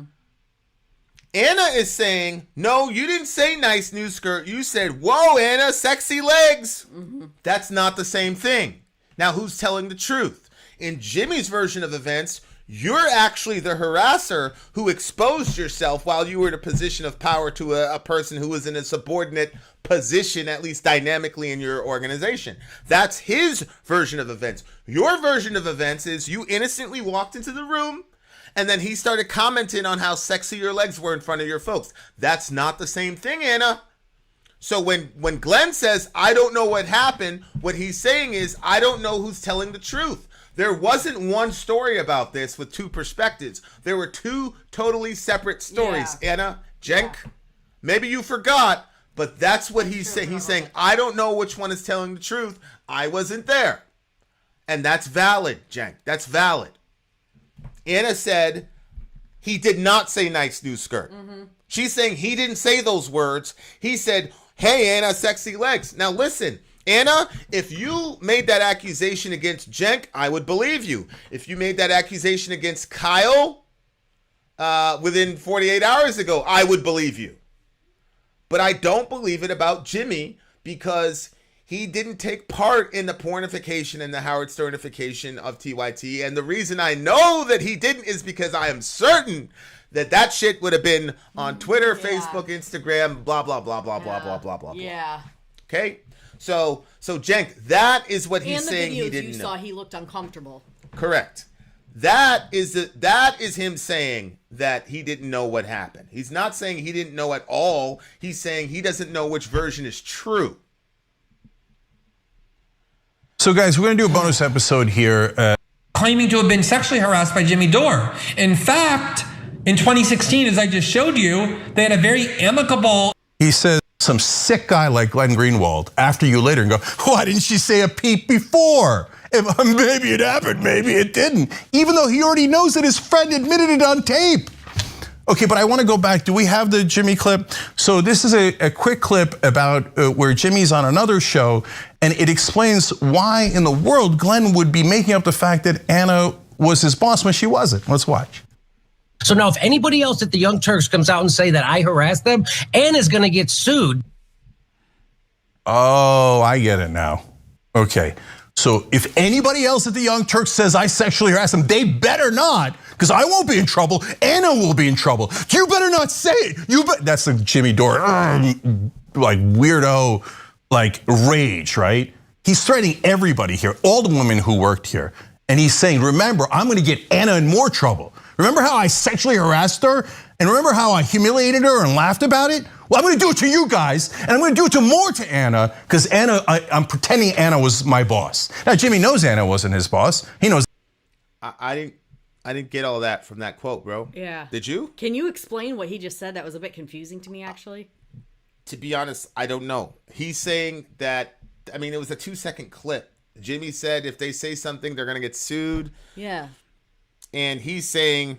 It sounded that like that means that Jimmy said he was going to harass Anna again. Yeah, which makes no sense. It sounded like he was saying that if one more person comes out and says Anna did something like that, that Anna could get sued because she's the offender.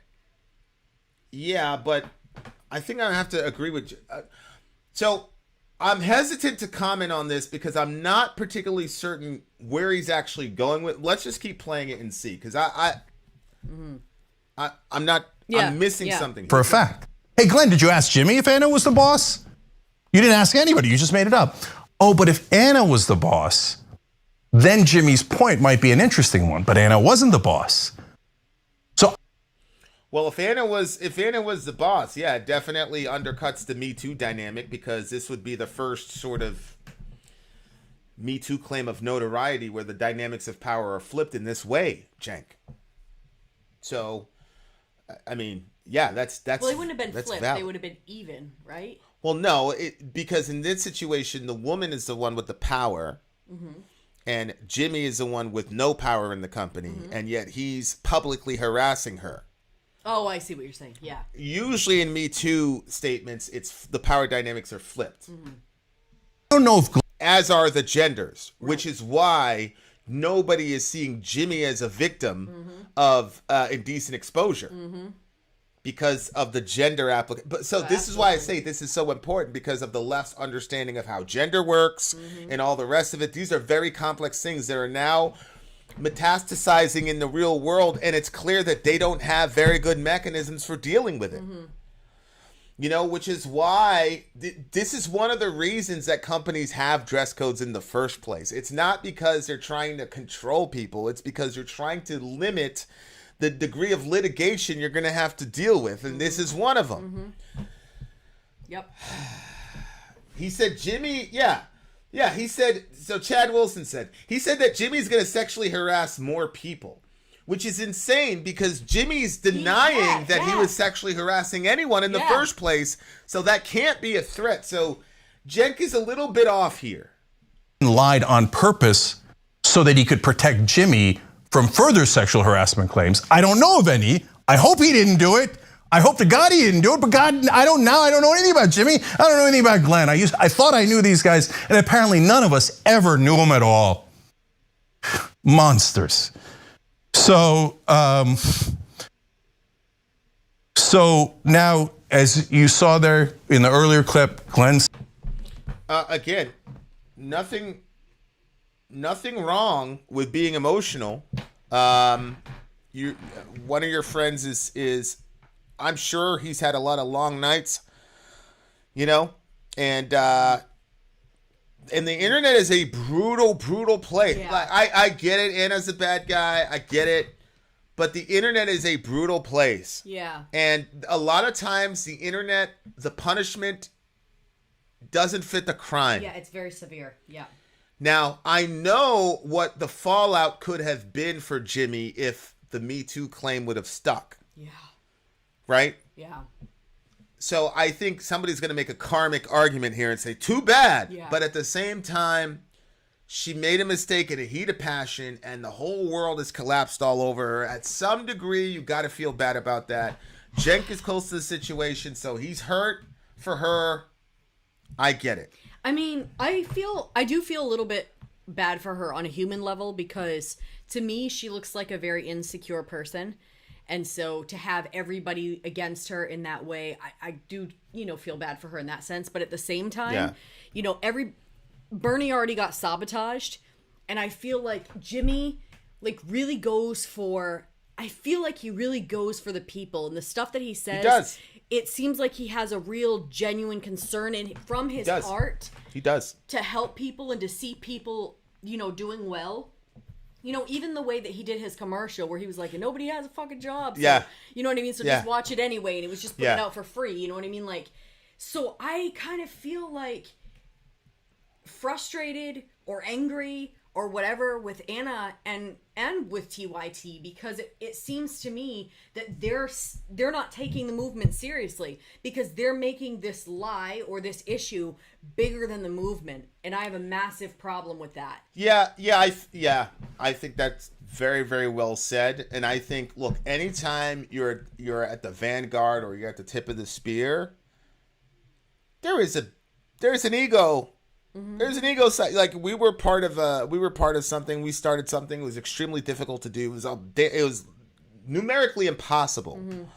And while I was in the middle of that, I was also doing other stuff that was also numerically impossible as far as getting in goes. So yeah, there's an ego in it. And no one on the face of the planet has done both simultaneously.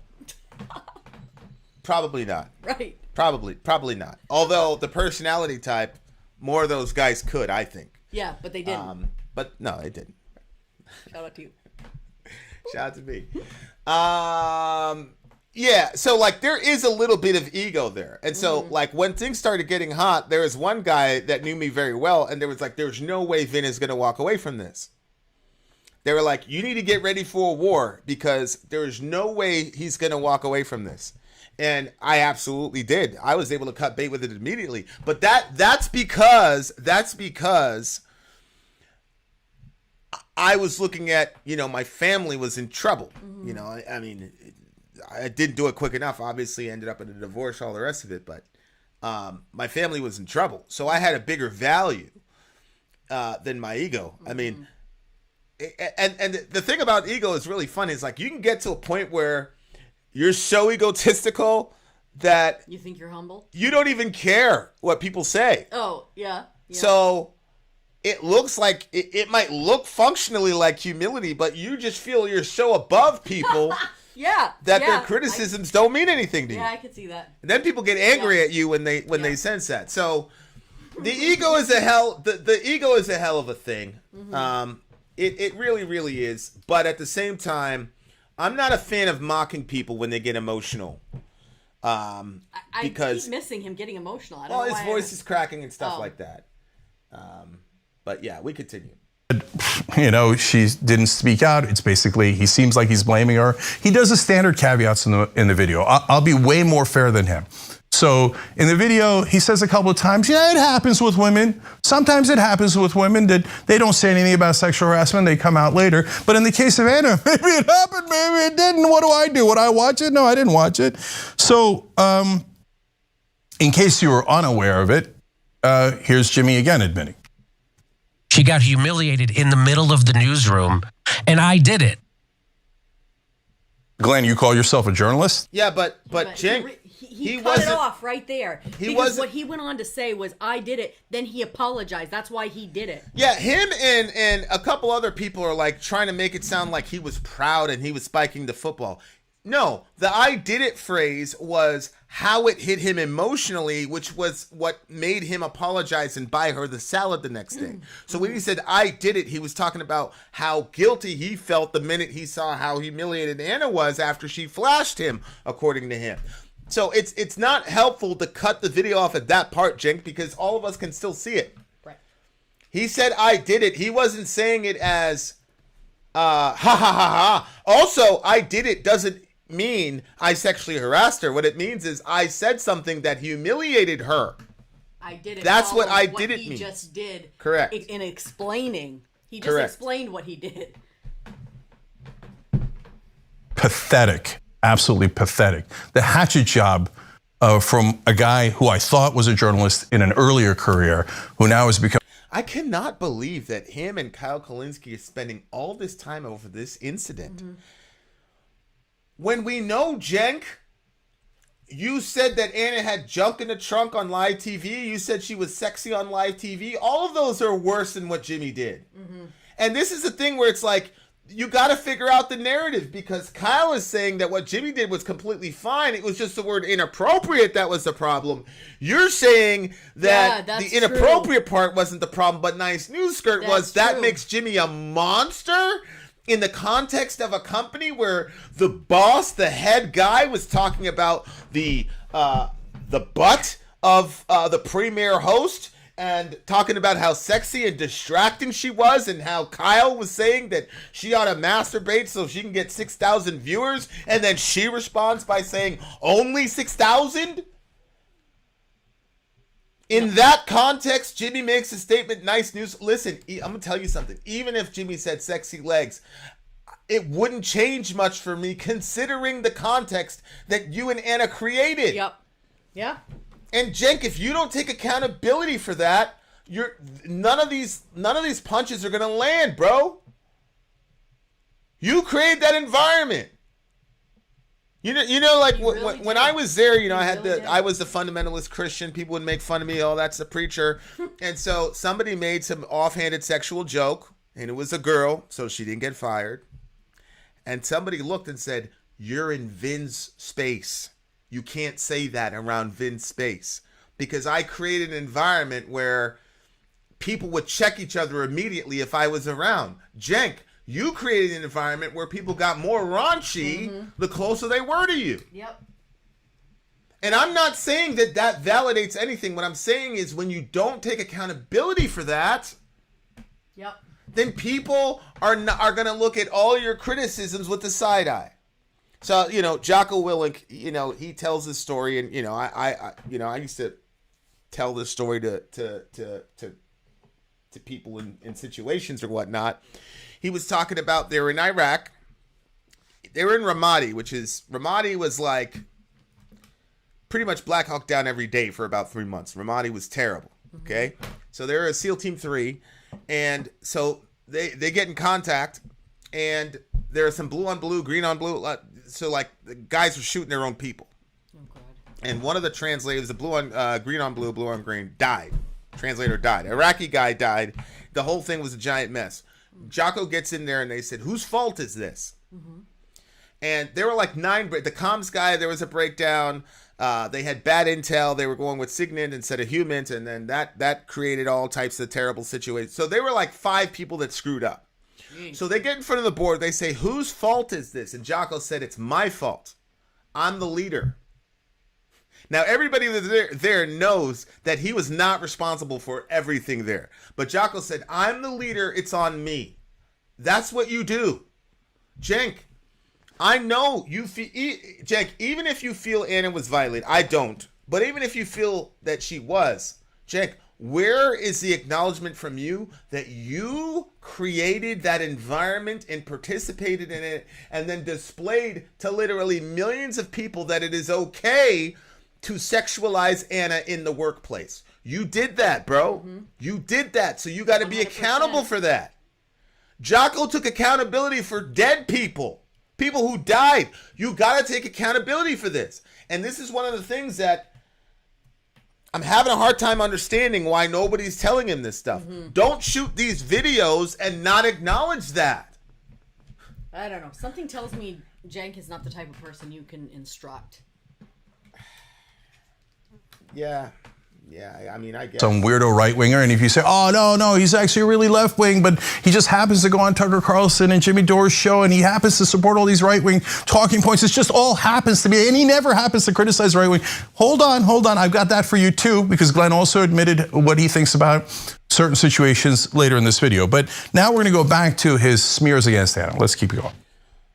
That fact that someone doesn't come forward doesn't mean nothing happened. But what she's doing here is as grotesque as it is transparent. Whoa. So it doesn't mean that it didn't happen, but you see that, but she's grotesque. Jimmy is not grotesque for all the things. No. He did not say she was grotesque. He said what she was doing was grotesque. Let me look at it again. Glenn also admitted Newsroom, and I did certain situations later in this video. But now we're gonna go back to his smears against Anna. Let's keep going. That fact that someone doesn't come forward doesn't mean nothing happened. But what she's doing here is as grotesque as it is transparent. Okay, no, that's a good catch. He didn't say she was grotesque. He said what she is doing is grotesque and transparent. Right. And I have to agree. I do too. I have to agree. I do too. So it doesn't mean that it didn't happen, but you see that, but she's grotesque. No. Jimmy is not grotesque for all the things that you saw. Anna's grotesque. This is textbook blaming the victim. Textbook. No, because in this is textbook gaslighting. We literally just saw it. Correct. Correct. And secondly, Cenk, in this situation, if Jimmy's recounting is true, he is the victim, not Anna. Yeah. That's number one. Number two, Cenk, Anna is bringing up a situation that happened 7 years ago, which she forgave him for, which has nothing to do with the conflict that your group and his group was engaged in. That is what is grotesque about it. And you admitted that it had nothing to do with policy and everything to do with the fact that you wanted to assassinate the man's character. You said that at the beginning of the show. All these people think you're a good guy. I'm going to change that because Jimmy kept personally attacking her, which wasn't true. That's what happened, bro. I understand you riding for your people, but this doesn't make sense to us. We've all been All of us have been following this situation. Even us, outsiders of the progressive movement. We've all been following this. So, part of me feels like maybe he really thinks that all what he's saying is true. He continues. It's basically blackmailing him, saying if you continue to criticize us, I'm going to accuse you of sexual harassment. She didn't blackmail him. I already showed you that it was no such thing. I agree. But Glenn, you're supposed to be a lawyer, and I get it. You're no longer a journalist. You're an advocate. Again, I just don't think this is helpful, Cenk. Because when you got a guy who lost people on his team because he was speaking so much truth to power, when you got a guy who's got government after him, for you to sit in your air-conditioned studio in LA, and I'm glad that you've been blessed with that way. We've definitely been blessed as well. I'm happy that I don't have to have a 24-hour security detail. Listen, I'll say this. I've been around people that need 24-hour security detail. They do not live happy lives. It is a very, very low quality of life. Believe me. And that's the life that this man has to live because he's a truth teller. So when you get a guy like that and you're saying he's no longer a journalist, it's hard. It's hard for me to rock with you there, bro. And you've decided that you're going to advocate for this monster, Jimmy Dore. I don't know why you made that decision. I don't care because I have no respect for you left at all. Okay, but you're a lawyer and you're doing an interesting job of advocating here. You don't know that blackmail is a very serious criminal charge, and you just said that on tape with no evidence at all. I could understand why people could interpret that as blackmail. Yeah, Again, Cenk is acting like this is out of nowhere. Yeah, but I think that this is the only thing that he can really jump on. Cenk, the Aaron Mate thing is really libelous. Trust me. Listen, Cenk, try this. Sue Glen for libel for saying that Anna's DM was blackmail and see how that goes. I guarantee you that Aaron Mate has a way better libel case in court than you do about this blackmail stuff. You're straight, Jesus had that phrase, you're straining at a gnat and swallowing a camel. That's what's happening right now. All these religious people. What about this? Oh, what about gay marriage? What about that? All these religious people. Meanwhile, you're a fucking porn addict. You're watching all this barely legal shit. But the gay couple across the street from you who's just trying to grind and fucking live a normal life, they're the bad ones. You see? Oh, yeah. Straining at a gnat, swallowing a camel. Yep. We continue. You hid the evidence of the actual sexual harassment from your audience. You see, if you're in his audience and you're a reader, understand, from now on, you have no idea what Glenn didn't tell you. That's ridiculous, Cenk. Cenk, the only way that could be... That argument works both ways. Sadakt. And the only way that argument could be pertinent, my brother, is if none of us had ever seen Jimmy recounting the issue with Anna. We'd all seen it. We'd all heard you guys say it was humiliating for her. So I'm glad that Glenn didn't play that clip again. Because I'm not a fan of humiliating Anna, even though I think that she's at the nexus of this entire problem and is causing you a bunch of consternation that's unnecessary. She's the right. The overwhelming evidence that might be on the other side, but Glenn wasn't advocating for that position. He wanted to advocate for his own opinions and his perspective. And in this case, he wanted to say, well, sexual harassment, is it really that bad?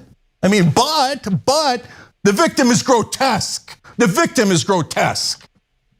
No, because Glenn, it seems, believes that Jimmy is the victim. I don't think he'd call Jimmy grotesque. And as Soraya pointed out, he didn't say that she was grotesque. He said that what she did was grotesque, and I agree. Because she tried to weaponize a very, very important movement, which, by the way, I'm going to get a lot of heat for this, and I don't care. Me Too is still valid.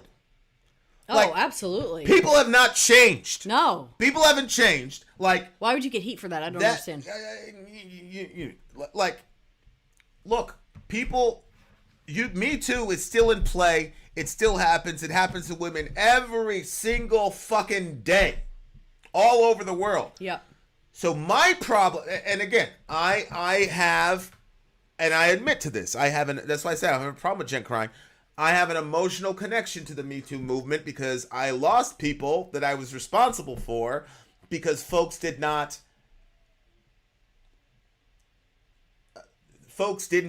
take the sexual harassment stuff seriously. So that's why it's grotesque to me.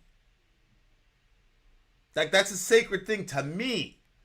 So but I'm not going to call Anna grotesque, and neither did Glen, by the way. What she did, he characterized as that, and I agree. It was. Just saw it with your own eyes. By the way, there are really grotesque people in the world. There's like literal Nazis in the world. They write at the Daily Stormer. So interestingly enough, they also wrote about this story. Can we put it up on the screen here? I'm sorry that we have to subject you to the headline above that as well. But remember, these are literal Nazis. And they run with the headline, Anna Kasparian blackmailing Jimmy Dore with Me Too hoax. Hoax. You saw it on tape. Well, I agree. I agree that it was a hoax. I don't agree it was blackmail, but I absolutely agree that it was a hoax in the sense that she was presenting this as he was some horrible, perverted. And for Cenk to call anybody a pervert is mind-boggling to me. We continue. Opposing the Young Turks pro-war agenda. And also don't have a pro-war agenda. Every part of this. Well, I don't believe the Young Turks. Well, I don't know if we can say the Young Turks don't have a pro-war agenda because we've all seen the clips. I know. Where I don't think I showed you. He said he wanted to decapitate the head of North Korea. Yes, I did. I saw that. He said he wanted to decapitate and he wanted to destroy Russia, but he couldn't because that would start World War III, so at least we can bomb these people. So I can't say that I don't think they have a pro-war agenda. Yeah, Okay, here's what I'll say. Recently, it may be that Cenk and Anna have pivoted on the bombing Syria stuff. Because it when Cenk went on the Hill and say, I never said to bomb Syria, so I don't think it's accurate now to characterize them as having a pro-war agenda. But at least 3 years ago, they definitely did. That's a fact. Yeah. Is a lie. Okay, now, just because the Nazis agree with Glen and Jimmy, and by the way, other people, it doesn't mean that Glen and Jimmy are Nazis. We're fair. Yeah, this is called the genetic fallacy. So because the Nazis agree with Jimmy, Jimmy is now a Nazi. And I'm glad that Cenk is saying he's being a little bit more nuanced. But Cenk, when you were at the Hill, you basically said that Jimmy was a neo-Nazi because the Daily Storm agreed with him. And it's a logical fallacy. You're wrong. It's not true. Yeah. Jimmy has recounted. You had to take a giant leap. Jimmy has recounted issues of discrimination that he observed growing up, and he's gotten emotional about it. Jimmy Dore I am more of a Nazi than Jimmy Dore is. I'll say it that way. Because I have friends who we used to have a guy in the channel that I wish Ben Webb was here, he'd clip that. We used to have a guy in the channel, and the guy was a literal Nazi, and I would talk to him. People wanted me to ban him. I wouldn't ban him because I'm a Christian. I was trying to reach him or whatever. But to characterize, I think again, this is bad strategy, Cenk. This is a really bad strategy, bro. Nobody believes that Jimmy Dore is a Nazi or anything close to it. Right. Yeah. Holy moly. Hitler was a vegetarian. That doesn't mean vegetarians are Nazis, right? But when the Nazis agree with you, you should probably quadruple check your position. No. It depends on what the subject matter is. Right. If I have a Nazi, somebody said, Justin said it. If a Nazi says 1 + 1 = 2, I'm not going to quadruple check my math, bro. I'm not going to do that. If a Nazi says that Bush lied us into the Iraq War, I'm not going to quadruple check my position. This is him. You know what this is? We used to watch Parabase and all these court shows, and like how when you say something and you're not supposed to say it, and they'll say objection, and then the judge will look at the jury and say remove that from the record. You know, so it's like Perry Mason will be like, why did you kill your wife in the green shirt? And the guy's like, what the fuck? I never killed my wife. And he's like, yeah, you did. And then the jury is watching this going, holy shit, this dude really killed his wife. And the judge goes, okay, wait a second, ignore all that. That's what's happening here. So Cenk is saying, hey, look, the Nazis agree with him. I'm not saying that because, look, the Nazis are vegetarians, so it doesn't mean everybody's a vegetarian. So he's saying, yeah, logically it doesn't necessarily follow that Jimmy is a Nazi. Then why bring it up then? Obviously you're trying to prejudice us to believe that because the guys in the Daily Stormer did it, that somehow Jimmy and now Glen apparently, who's gay, I think, now has Nazi affiliate. Both of them are secret Nazis because that's what you're trying to communicate to us, right? Like, Jake, give us some credit, bro. Like, give us some credit. Don't insult our intelligence. Like, you're trying to put them together while simultaneously acknowledge the fact that what you're saying is completely irrational. Did Glenn look like he quadruple checked his position? No. And so now it's interesting. Nor should he. Ridiculous. By the way, after Jimmy's side put out all these old tapes of ours, some of the worst alt-right people like Cernovich jumped in and started spreading them around. And get a load of the alt-right and the alt-left meeting, okay? I mean, this thing has come full circle. Okay, so there it is. You just called Jimmy a Nazi. Okay, so the alt-right, that was a big phrase that was used to explain why Hillary Clinton lost by her team. Okay. And the alt-right are this group of Nazi-adjacent, Nazi-sympathizing right-wingers who hate everybody, hate gays, hate everybody. So now he just labeled Jimmy and Glen as alt-left. So he's still saying they're Nazis. Yeah. And it was actually pretty masterful because first he set up the Daily Stormer, which is a Nazi thing, and then he transitions into the alt-right, Mike Cernovich, and then he says alt-left, and then he brings it all together. That's brilliant. All these people saying Cenk is dumb, that's a brilliant piece of rhetorical... Look, Glen, Cenk, you should work... I got a good job for you in psychological operations. You would do a really, really good job, bro. You do a really, really good job. That and the agency, you do a really good job, Cenk, at that, because that was very masterfully done. The original guy who leaked blogs and tapes about me when I formed Justice Democrats was Mike Cernovich.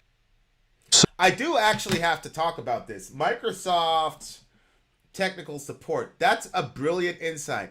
He's not saying the clips were bad, just that it was bad that the Nazis were sharing them. That's true. Holy moly, wow. Microsoft technical support. That's a really, really good point. And Cenk, that would have been a perfect moment for you to say, bro, we were wrong. Yep. That was terrible. I created this environment, and I have to believe that 50% of this is my own fault because the environment I created. Lesson learned. That does not exonerate anyone, Cenk. But it would make us feel like you're a lot more honest, and I can maybe take what you have to say seriously. But Microsoft Word, he was exactly right. That's exactly what they were trying to... Whoa, good insight, guys. Good, and that's why we need people in the comment section, damn it. Because I missed that part. Right. Oh, he's also the Pizzagate guy. So Pizzagate, Seth Rich conspiracy theory. So all of this is now beginning to make a lot of sense. So and you just heard me call Jimmy alt-left. And I decided that actually is, a pretty good term for them because they live in an alternate reality. There's the real left with Bernie Sanders and AOC and Nina Turner and Ryan Grimm and David Sirota and us, where we're trying to do something constructive in the world, where we're actually trying to pass bills. And yes, we even hold those people accountable, as we did in the $15 minimum wage fight. We held Bernie Sanders and the Justice Democrats, we helped get elected accountable because you need to pass the bills. Because guys, if we don't pass bills, all this is academic. It's about everybody's ego. Who cares about people's ego? Pass the goddamn bills. Oh, you care about ego, that's obvious. That's why you won't own up to what you've done. That's why you're trying to make it sound like Cernovich is a bad guy, and he might be a bad guy. Cernovich is also the guy that outed Kalinsky. Oh, really? Kalinsky's, I didn't know this, but Mr. Kalinsky liked to throw around that term nigger a lot. And that's one of the reasons why when the whole Trump thing was happening and all these white people were telling me, Trump is a racist. He's a racist. That's why, see, I'm a disciple of Brother Malcolm X. So I know that left-wing racists exist. I know that. You got Kyle and Cenk, nigger this, nigger that. Same thing with Cenk. Cenk's got a video where he say nigger, nigger, nigger, nigger, nigger, nigger. Like, this shit is just crazy. But look, I don't care. Like, look, why is racism worse than their obvious sexism? They were sexist, racist bastards back in the day, and inshallah, they've evolved. Yeah. But that's one of the reasons, white leftists, that when all you guys were telling me about how racist Trump was and all the rest of it, I was looking at all y'all with the side eye. It's because I'm a disciple of Malcolm X. And I know that racism is not a right-wing issue. I'm also a disciple of Jesus, which means racism is a human issue, not a right-wing or a left-wing issue. Right? Nope. We got to tear everybody down. And in our alternate reality, the most important thing in the progressive movement is Jimmy Dore's feelings. That is so sad and sick. Well, I do think... Where'd that come from? Well, I mean, look, when I said, I don't care if Crystal and Kyle ghosted you. That has nothing to do with kids in Syria. That has nothing to do with even the Me Too stuff. I don't care. Yeah. I don't care like, obviously, I think Jimmy Dore, is a good guy, and I don't want to see him hurt, right? But I don't care that his feelings are hurt. That's not pertinent to me. And it does seem like Jimmy Dore fans, like they're very worried about how he's feeling emotionally. And I do think, again, I'm worried about how Anna's doing. I'm worried about how Cenk is doing. So I'm not saying that that's not important, but for the purposes of trying to litigate this and come to some sort of consensus, both people's feelings are completely irrelevant. But Cenk, the problem is that you're the head of this giant company, right? And Jimmy's one guy. So the dynamic of cheering for the underdog, even though in this situation, Jimmy's technically the underdog, right? So there's some of that happening too. So they've easily earned that title of the alt-left. And by the way, if you want to be in there and you want to be, no, those things don't matter. The only thing that matters is the cult of Jimmy Dore, which I can't believe Glen Greenwald has joined. Jesus, Glenn, you have no self-respect at all. See, and again, like, this I don't think is helpful. Why are you going to characterize... Why are you characterizing people who agree with Jimmy Dore as cultists, Cenk? This is, again, the lack of awareness. Cenk, just because a bunch of them have said we're unsubscribing or all the rest of it, there is a bunch of silent people who just are waiting for this jihad to pass, who love both you and Jimmy, and now you've alienated all those people. So it's weird, like, Jimmy's getting this reputation as he goes nuclear, he slashes and burns, but Cenk is the one character insulting Jimmy's audience now. You're insulting people. To this moment, I haven't heard Jimmy say anyone who follows TYT is an idiot and a cultist. Now you're saying that these people are in a cult? And Cenk, when you say pass the bill, Cenk, we could have gotten a $15 minimum wage because Jimmy Dore came up with the forced to vote idea and you were the main guy that completely destroyed it. Right. You wouldn't even listen to your own people. They put a poll out there. Welcome to the world, guys. We got kids cooking food. I don't even know why we authorize it. They're not kids, they're 15. He's 15. Yeah, well, go ahead. It's also egotistical, in my opinion, for Cenk to characterize someone that way for not agreeing with his version of the story. Correct. That's a very good point. A lot of people have lost their self-respect in this fight. It's really sad to see. Okay, and by the way, they say, and this is another thing that I have to confess drives me crazy. Young Turks and Jimmy are in this fight and it's a soap opera. We didn't start this. You did. Again, this is the lack of self-awareness is mind-boggling to me. Yeah. Anna started it. Yep. During Forced to Vote, she said that Jimmy was a grifter and a right-winger. And then you guys went after Aaron Mate. So you absolutely started it for sure. Don't do this on the regular show. We do this once a month after they've piled up all of these lies, all these falsehoods, etc. They weren't lies. They didn't pile up all these lies. Jimmy accused you of wanting to bomb Syria. You denied that on the Hill. And then he came back 2 days later and showed us all an extended segment where he was pleading with you, John, and another guy named Ben, I think, to not bomb Syria. And all three of you were trying to convince him and create scenarios where he was supposed to bomb Syria. So when you say all these lies, which lies? The lie that you falsely accused Aaron Mate of being a Russian plant? Well, that was true. The lie where you, Anna, implied that he was a shill for Bashar al-Assad, that actually happened. What lies? Be specific. What lies, Cenk? Do it every day, all day long. That's all they do. Guys, wake up. If you're not actually part of the alt-left, wakey. When's the last? That's right. So if you believe in Jimmy Dore and you like what Jimmy's doing, that means you're a cultist who's part of the alt-left. How is that helpful? How does that bring progressivism together? They actually did anything constructive. All right. So now this whole blackmail thing, I'm going to come back to that because some people who used to be good, smart people have been duped by that too. So apparently this was a state. That's got to be Kyle Kulinski. I would assume so. Let's go to this because Kyle Kulinski said that Anna effectively blackmailed Jimmy and that it was gross. He characterized Anna's thingamajiggy as gross, which I think hurt them a whole lot. Yeah. But see, Kyle, that was completely about saving his own skin.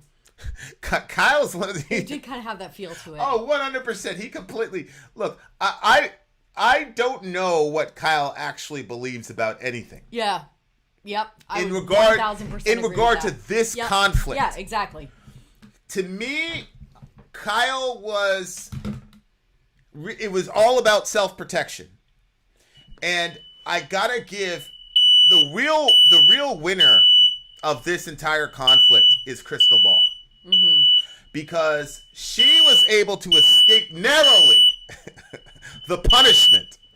Okay? Because Kyle started bleeding out subs immediately.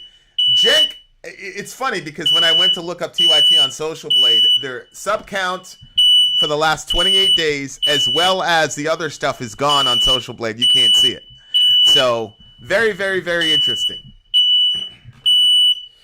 Yeah, our house is burning down, but this is how dedicated we are to the movement. So we continue. And Anna was going to threaten to reveal it unless Jimmy did the things that she wanted. Now, she didn't write any of that. You saw it with your own eyes. But not only that, apparently Jimmy had already revealed it. So I want to give credit to Matt Dimitri, who's found a lot of these old videos, because Jimmy does live streams, but he's so unhinged, etc. He takes a lot of them down afterwards, realizing, oh my God, I've said terrible things. I don't know how true that is, but I do know that that's what you guys do on a regular basis, take down videos and panic. So Cenk, I'm not a psychologist or a psychiatrist. He's not going to see this video, but it seems that there's a lot of projecting that he's doing here. The projecting is when you do something and you accuse somebody else of doing it. Right. In fact, I don't know why he takes them down, and I don't care. Okay, but they found these, and so this is December of 2020. Okay, so this state secret that apparently that was going to get blackmailed, etc. Jimmy had already admitted. Watch. One time I was in a news studio, and I won't say who did this, but someone wore such a short. No. Anyway. You gave me a dirty look last week when I mentioned that. I thought it was funny. I'm just saying. I've seen newscasters' naked asses in newsrooms. That's all I'm saying. I'm not saying whose. I think that was a nice news skirt. Yes, a nice news skirt.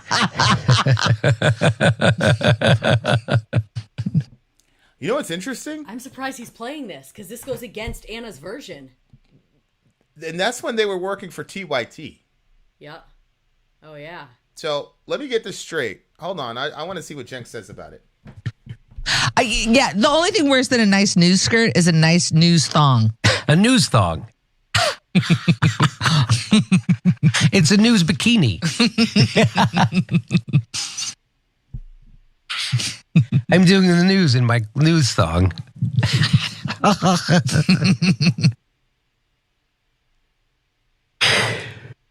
Oh, boy. Glenn. Somebody said, Jason said it. This clip they're about to show shows that Jimmy is being consistent in his story. It's such a cell phone by Cenk. That is 100% true. Yeah, that's Cenk, why I said I was surprised he played it. There's a couple problems with that clip. That clip doesn't help you. Number one, that almost certifies to me that Jimmy's versions of the events were true. Yep. Including the phrase nice news skirt. Yep. Anna said that Jimmy didn't say that. As a matter of, unfortunately, we got to play this again. Because unfortunately, Jimmy Dore used to work. Unfortunately, indeed, because Cenk, you're so lacking in self-awareness, and this is what happens, guys, when you're dishonest. You can't keep all your lies straight, so you always screw up. Yeah, yeah. So this is really, really, really bad for them. To be a pervert show, and there was a written Okay, here is Anna's version of the events. Related to the show. And as I was walking in with them, that was when he made the comment, and he didn't make a comment about a news skirt. He made a comment about how sexy my legs were in front of my students. And okay, Anna said he didn't say anything about the news skirt. Mm-hmm. Jimmy said, you mooned me, and I said nice news skirt, and I saw your thong. Mm-hmm. That's what he said to us a couple weeks ago when this story broke out. Then Cenk, you come on and say, no, he didn't say that. And of course Anna didn't flash him. And of course she wasn't wearing a skirt too small. Of course not. And then she rolls her eyes. He didn't say nice news skirt. He talked about my legs. Well, Cenk, you posted a video where Jimmy was working for your company. This was your company. It was a bonus on the TYT show. It had your hashtag. It had all of your markings on it. That's when he was on your guys' show, and he made reference to it. How could he have posted this? Literally, why, Jimmy? Cenk? Why did he think that this was going to help him? Because they didn't know. This is a major miscalculation. They did that shows almost perfectly that Anna was lying. And you know what's funny? What's funny is Cenk said, if Anna would have told me, I would have fired him back then. We all don't believe that, Cenk. We don't believe you would have fired him because you didn't fire Kyle Kalinske when he was talking about Anna masturbating in front of 6,000 people for money. We didn't believe you then. We certainly don't believe you now. And you didn't resign from TYT when you made those statements. But Jimmy said this publicly. He said it publicly, and he laughed about it. You know why he laughed about it? Because you created that kind of environment, Cenk. And it's clear that Jimmy had no inclination at all that this was going to be construed as sexual harassment. Mm-hmm. Right. But the elements were there. The bare bum, the thong, even the phrase, which, by the way, was word for word. Out of Steph's mouth, not Jimmy's. Yep. That means they talked about it, and he recounted the story to her. I'm sorry, bro. Yeah. I'm sorry. This literally turns Anna into a liar. Holy moly! Wow. How could you possibly think that's gonna help you, bro? Your mind has gone to mush. Oh my God. That's bad. That's really bad. But this is what happens when you lie. Now I'm going to come out and say that I think... So guys, we're going to do a bonus episode. I'm going to have to say now I think Anna lied. I think they were lying. And it's not because of anything Jimmy said or did. It's because of you, Cenk. You just showed us the video from 2020. Mm-hmm. When he was working for your company. Yep. And this is not something where Jimmy felt ashamed. Right. This is something, and again, he says, I will not mention who it was. Yep.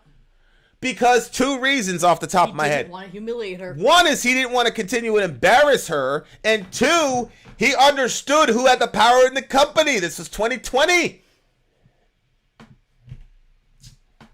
Man, holy moly. That is such a bad look, bro. That's a really bad look. These old videos, because Jimmy does live streams, but he's so unhinged, etc. He takes a lot of them down afterwards, realizing, oh my God, he takes a lot of them down. That was a TYT owned video. Cenk? Terrible things.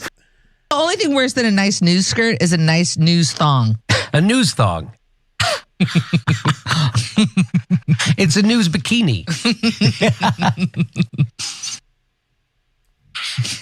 I'm doing the news in my news thong.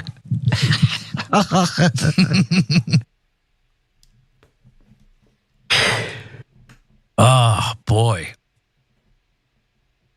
Glenn also pretended that Jimmy was a principled person who was only talking about politics. Have you ever seen Jimmy? He's only talking about politics. I don't know when Glenn ever said that. And Jimmy's entire shtick is that he's a pothead in his garage. Right. Comedian. He's a comedian. Right. That's what I was going to say. He's a comedian. You're the one saying you're a journalist. Yeah. Jimmy's always self-deprecating. Say, I'm just some pothead comedian. You're the serious journalist, Cenk. He never made it personal until Anna threatened to reveal this thing that Jimmy had revealed months ago. And why did Jimmy start making, and by the way, hold on, we gotta correct an error that I made. Jimmy wasn't working with TYT in 2020. He had left a couple years before, but this still shows what he said, and Cenk is still full of shit. So, what do you mean? It says TYT on his actual video. Well, yeah, but I said this was 2020. Yeah. And it couldn't have been 2020 because he was out of TYT by then. Okay. So I was just correcting. The year was wrong. Yeah, my year it could have been 2018 or 2019. Still a TYT video. Yeah, but that's why we have people in the audience, right? Because we don't know what the hell we're talking about. We continue. Yeah, so Jimmy broke from them in April of 2019. So that had to be prior to that. And by the way, Jimmy did not break with them over any of this shit. He broke with them because of Russiagate. Mm-hmm. Talking about Anna when they went into that spiel, okay? And so it was not unclear who he was referring to. It wasn't any random person at TYT, right? They were talking about Anna, and then they say all that. How do you know they're talking about Anna? And because he didn't say nice news skirt. And he never saw Anna's bum or thong. So why are you saying they're talking about Anna? Good point. That's a good point. Unless you were familiar with the incident and you knew good and well that the showing of the bum and the thong was Anna. Because otherwise, how would you know he was talking about Anna? Cenk? Because this happened before the Me Too accusation. So what reason does Jimmy have to lie to make up that story? The Me Too accusation, the video is at least 2 years old, thanks to the members of my audience that educated us on it.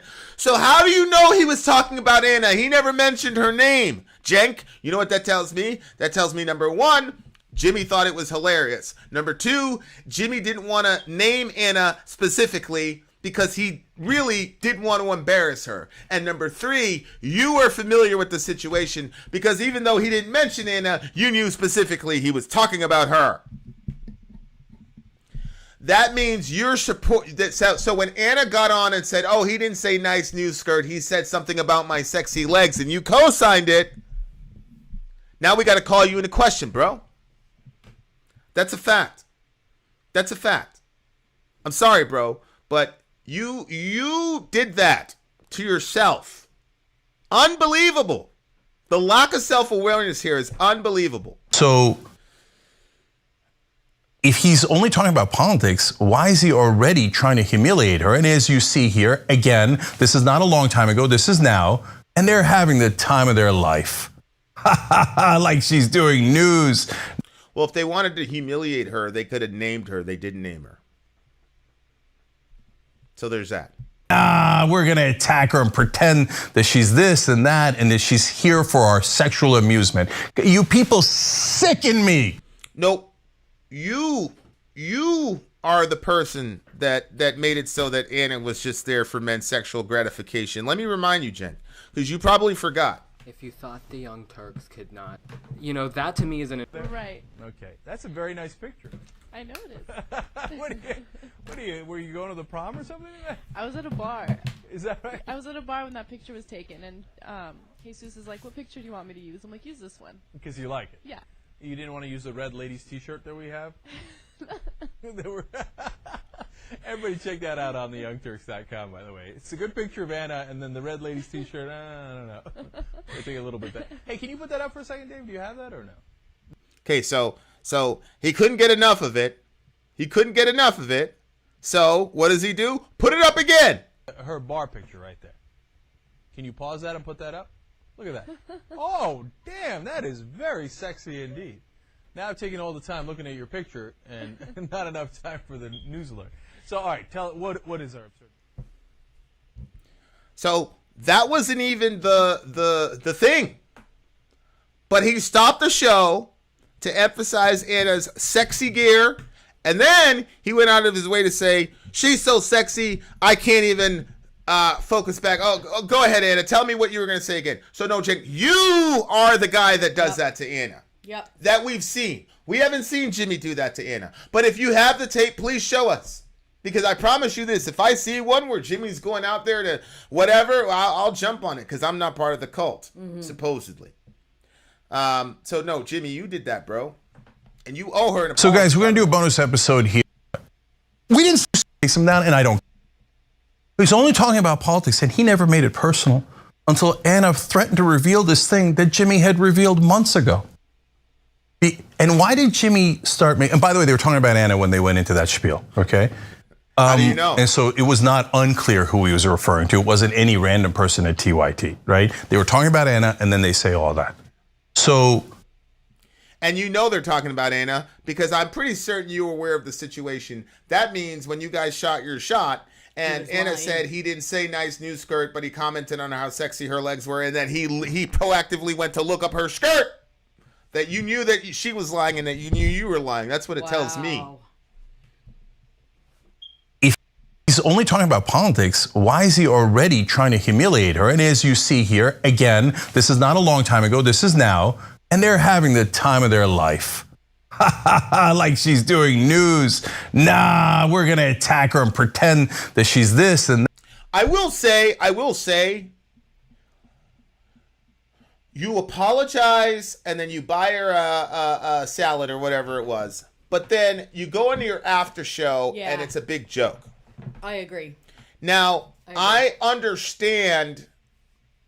me and you offline saying, you will not believe what happened at work. I get that. Yep. But putting that on, even on the after show, I have a serious problem. I have a serious problem with that. Yeah, I agree with that because if he really was apologetic, then why would you want to bring it? Because he said that she was humiliated and he was the cause of it. And then that's why he apologized. But Correct. then we all knew who he was in the newsroom with. You know what I mean? Correct. And who he would say nice news skirt to. You know what I'm saying? So I just think that's... And other people brought this up, and I'm going to address it. What about Anna's consent in the situation? That's important. If Anna's okay with Cenk's comments, but not Jimmy's comments, that kind of makes a huge difference. It only makes a huge difference, Ben, if Jimmy did it again. In other words, Kyle did not ask for her consent to put out the 6,000 camera masturbator thing. And Cenk didn't ask for her consent to talk about how sexy she was on camera. So, I'm sorry. But again, her and Cenk created the environment of misogyny, of objectivizing women, of posting naked pictures of women without their... You know what's amazing to me? All this consent stuff. What about Britney's consent? Right. Ben? Yeah. No.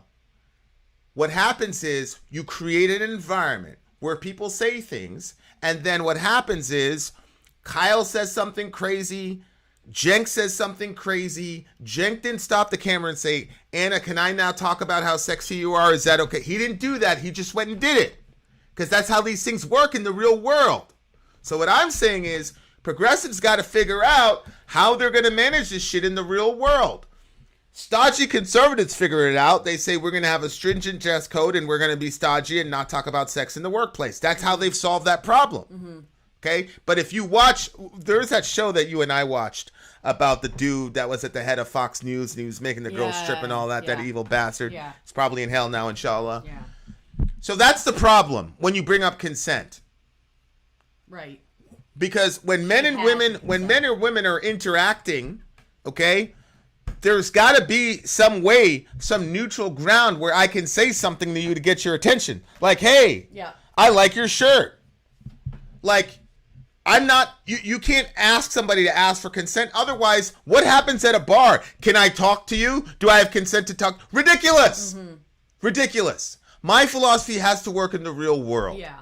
If you're talking about grabbing somebody, touching somebody's body, compromising their bodily integrity, absolutely you need consent. But if it's the normal conversation between men and women, if you're offended, then you have to say that offends me. We continue. Now, if she said, she clearly told him, I don't like that you're doing it, and if he proactively went after her again and again and again, then you've got an argument. But you don't have an argument from consent here. Not at all. Well, I mean, you kind of do, right? Because if she said she didn't like it and then he went on to say the story publicly. What do you mean? She already said she didn't like what he did there. And then he went on and said the story publicly. Well, he kept her identity secret. I mean, so I how don't. many people were doing the news on TYT at that time? How many women were doing the news? Well, they had a couple women. They had a couple women on the show. But to your point, the genuineness of Jimmy's apology, it appears to me, even when he first recounted it, it appears to me that Jimmy, I think he resented Anna for that entire episode.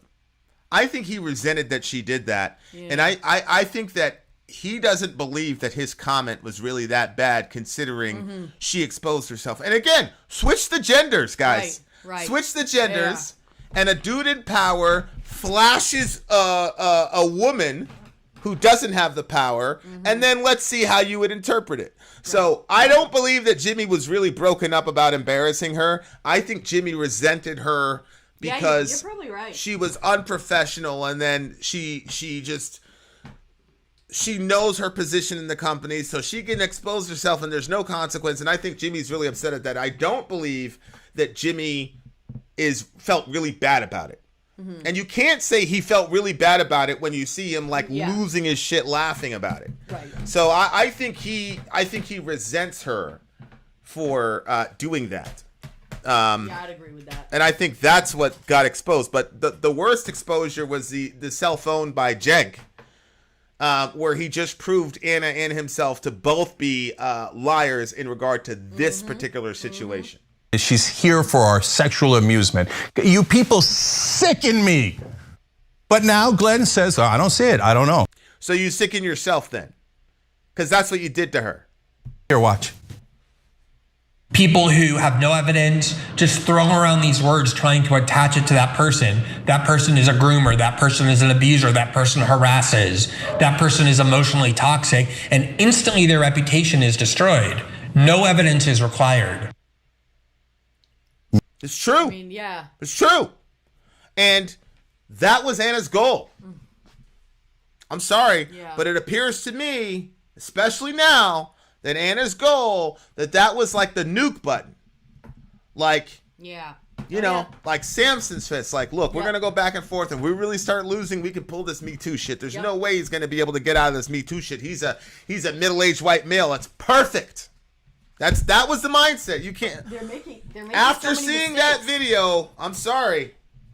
Because Cenk said he never heard anything about the situation previously. Correct. Remember? That's right.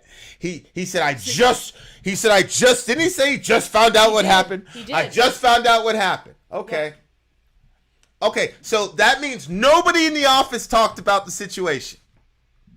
And Cenk's being the leader of that organization saw that episode, rolled, and didn't ask the question. People would call me about shit that happened at a party from people that I worked with. They'd say, so-and-so did such and such. I'm like, yeah, but that's at a party. What do you want me to do about it? You know when you're the head boss when something like that happens. Nah, bro. This is bad. This is bad. No evidence.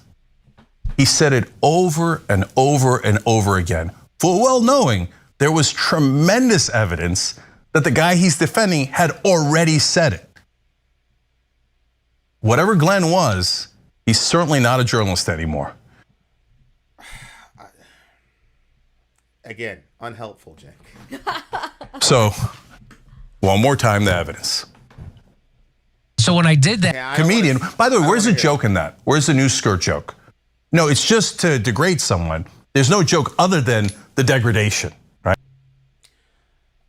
Well, again, you're admitting that he said nice news skirt, which you denied at your response video, but Sori already explained why nice news skirt would be pertinent in this situation. Jimmy did not believe that it was appropriate for the workplace they were in. But she wasn't as funny as I think I am. By the way, let me just note for the record, I feel sick about all of this because I saw Jimmy during the break sometimes, and I thought this is just some rapport they had or something. Not just with the Ron Placones of the world, but with Steph. Yell at her that she didn't laugh at his jokes enough. And we've all seen it. The stage crew saw. We all saw it. Okay. Why didn't you laugh at my joke? People won't think it's funny if you don't laugh at it. What? Well, this is kind of like the "they ghosted me" thing. I don't care. What does that have to do with anything? Yeah, I don't care either. But I truly. That's a really weird thing. Who cares, Cenk? What we're talking about is you providing a rhetorical lane for the bombing and killing of Syrian men, women, and children with your McCarthyite smear of Aaron Mate, who was one of the few adversarial voices to war with Syria. That's our problem. And the bastardization of a valid domestic movement called the Me Too movement, which is still very, very important, which is at this point now on complete life support. And as one of my friends said, after Tara Reid, it was pretty much over anyway, which is, again, the left killed that. Who would have thought that it would be the left that would kill the Me Too movement? I know. Maybe it wasn't funny, Jimmy. And by the way, you'll see it going forward. The fake laughs. This is filled with nonstop fake laughs because Jimmy psychologically abuses these people. And that's why I'm mad at myself. You know, you see that? I should have fired him right away. That's not a firing offense, but I should have known. That's a bad guy. That's a bad guy. So is Cenk saying that he saw this video? No, he says I'm mad at myself. Hold on, let me look at that again. He's mad at himself for not saying, because remember Jimmy was telling his wife, "You need to laugh." At the stage crew, so we all saw it. Okay, why didn't you laugh at my joke? People won't think it's funny if you don't laugh at it. Well, maybe it wasn't funny, Jimmy. And by the way, you'll see it going forward. The fake laughs. This is filled with nonstop fake laughs because Jimmy psychologically abuses these people, and that's why I'm mad at myself.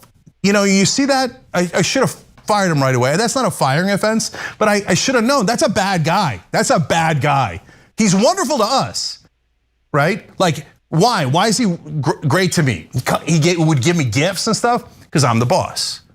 But when I'm not in the room, I'm looking up people's skirts, et cetera, et cetera.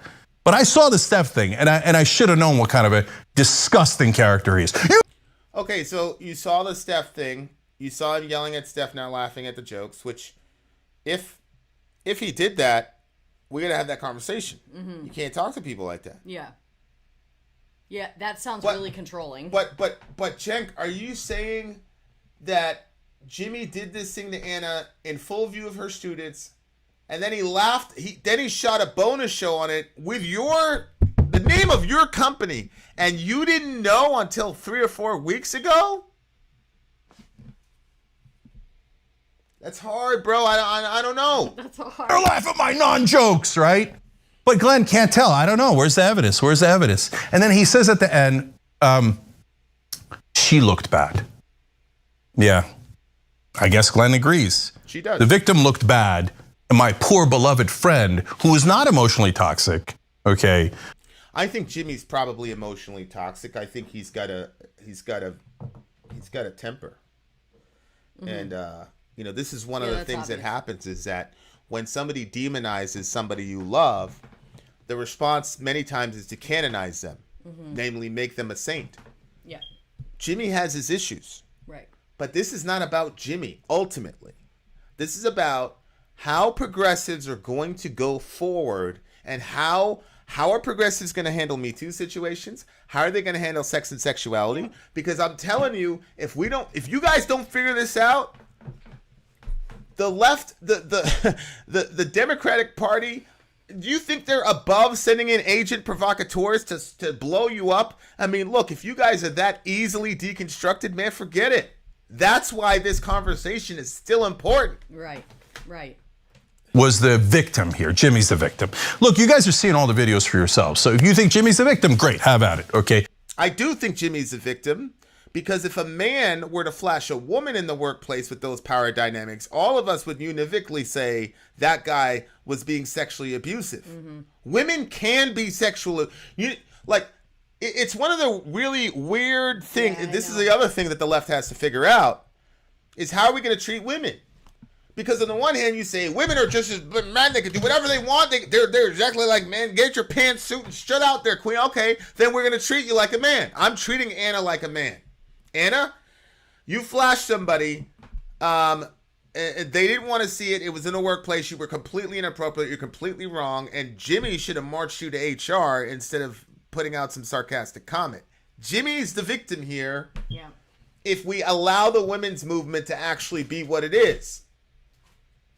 I never want to see you guys. Don't watch the show. You control. I don't care about any of it. Unlike some other people, we don't care about theoretically lost subscribers or any of that. By the way, none of it is true. Sam Kim. After we get done this, because we want to have Cenk say his whole piece. After we get done, Sam, I will send you a link. You can jump on and then you can explain to me what I'm saying that's irrational, because I'm welcome to learn, because we're guests in the progressive house. So after this is done, your time's going to be up and then you can share your thoughts, Sam. Babe, so before, when you would go on that channel where you can see the subscribers and all that, what's Social Blade, yeah. Social Blade, right. Before it showed their counts? Yeah. And now randomly it doesn't. Yeah, but he's so saying the hypothetical loss of subscribers. Correct. If you go to Social Blade, If you go to Social Blade, Social Blade will tell you. Social Blade will tell you what's happening with everybody's YouTube account. And you see Cal Kalinske, it's like -3, -1,000, -1,000, -2,000. And then it'll tell you you're down X from your subscriber count or whatever. TYT's Social Blade info, that information is not there. And it used to be. You're saying it used to be. Yeah, it used to be with everybody, and now it's not there. So I'll show you guys. I'll show you guys what I'm talking about, because it will explain. It'll explain Kyle Kalinski's actions for sure. You can see here all this blood on poor Kyle's Social Blade account here. -1K, -1K. This is like directly related to when he dropped the Jimmy Dore video. You can see his subs and then his views just completely declining, right? And then this is when he shot the other video, -1K, -1K, right? And then you see up here, he's down 90%, okay? You can see here, his subscriber count is literally down 90%, wow. Okay? But his views are up 2%. So that tells me people are like, ooh, what did he say? Yeah. Right? And then when they heard what he said, they're like, man, fuck this guy. Yeah. Right? Yeah. So then you do the Young Turks, right? And something very interesting happens. You see right there, subscribers for the last 30 days. We don't see it. Now, we do see that they're down 7% on total views, right? If you go here, it's not showing you the count. Okay, that means they reached out to Social Blade and said, stop publishing our info, or YouTube went after them and said, stop publishing that, because TYT is completely supported by YouTube. Crazy, right? Yeah. So there you go. So we've got 6 minutes left. After that, Sam Kim is going to jump on, and we're going to have a really cool conversation. It's going to be good. So guys, we're going to do a bonus episode here and pretend, because Glenn can't tell. I don't know. Where's Sam Kim? There's only 6 minutes left in this video, so after that you can jump on and we'll have our chat. Okay. Beloved friend who is not emotionally toxic, okay, was the victim here. Jimmy's the victim. Look, you guys are seeing all the videos for yourselves. So if you think Jimmy's the victim, great, have at it, okay? I never want to see you guys. Don't watch the show. You could troll. I don't care about any of it. Unlike some other people, we don't care about theoretically lost subscribers or any of that. By the way, none of it is true. You can tell who's bots based on the percentage of people watching, and our viewership is as high as it's ever been. It's all a mirage. It's all a fraud. Some people get jittery over it. Oh my God, I lost. I'm so sorry, Jimmy. You want to be in that cult? Go be in that cult. Okay, your viewership. Doesn't it feel like we're watching like something theatrical? His viewership is high as it's ever been. Cenk. It's a mirage. You're down 7%, Cenk. You know whose viewership is as high as it's ever been? We're up 1,000%. And we're at one. Yeah, this is like half a percent of the amount of views that Cenk and Anna get on like in an hour. Yeah, we're like 1% of what they do in an hour. But it's just not true that they're killing it like that. They're not. They're not killing it like that. Not at all. Not even close. So no, Cenk, you guys are hemorrhaging views, and I think you're probably hemorrhaging subs as well. But none of us can see that. So guys, we're gonna do a bonus episode here. I guess Glenn agrees. The victim looked bad, and my poor beloved friend, who is not emotionally toxic, okay, was the victim here. Jimmy's the victim. Look, you guys are seeing all the videos for yourselves. So if you think Jimmy's the victim, great, have at it, okay? I never want to see you guys. Don't watch the show. You could troll. I don't care about any of it. Unlike some other people, we don't care about theoretically lost subscribers or any of that. By the way, none of it is true. You can tell who's bots based on the percentage of people watching, and our viewership is as high as it's ever been. It's all a mirage. It's all a fraud. Some people get jittery over it. Oh my God, I lost. I'm so sorry, Jimmy. You want to be in that cult? Go be in that. Okay, so that's him mocking. That's him mocking Kyle Kalinske. I'm certain. Oh my gosh! Like, watch what he says again. Watch what he says again, and then think about Kyle Kalinske. All the videos for yourselves. So if you think Jimmy's the victim, great, have at it, okay? I never want to see you guys. Don't watch the show. You could troll. I don't care about any of it. Unlike some other people, we don't care about theoretically lost subscribers or any of that. By the way, none of it is true. You can tell who's bots based on the percentage of people watching, and our viewership is as high as it's ever been. It's all a mirage. It's all a fraud. Some people get jittery over it. Oh my God, I lost. I'm so sorry, Jimmy. You want to be. Okay, well, Kyle is not part of a giant corporation, Cenk. I mean, he's one guy, and he got put in an.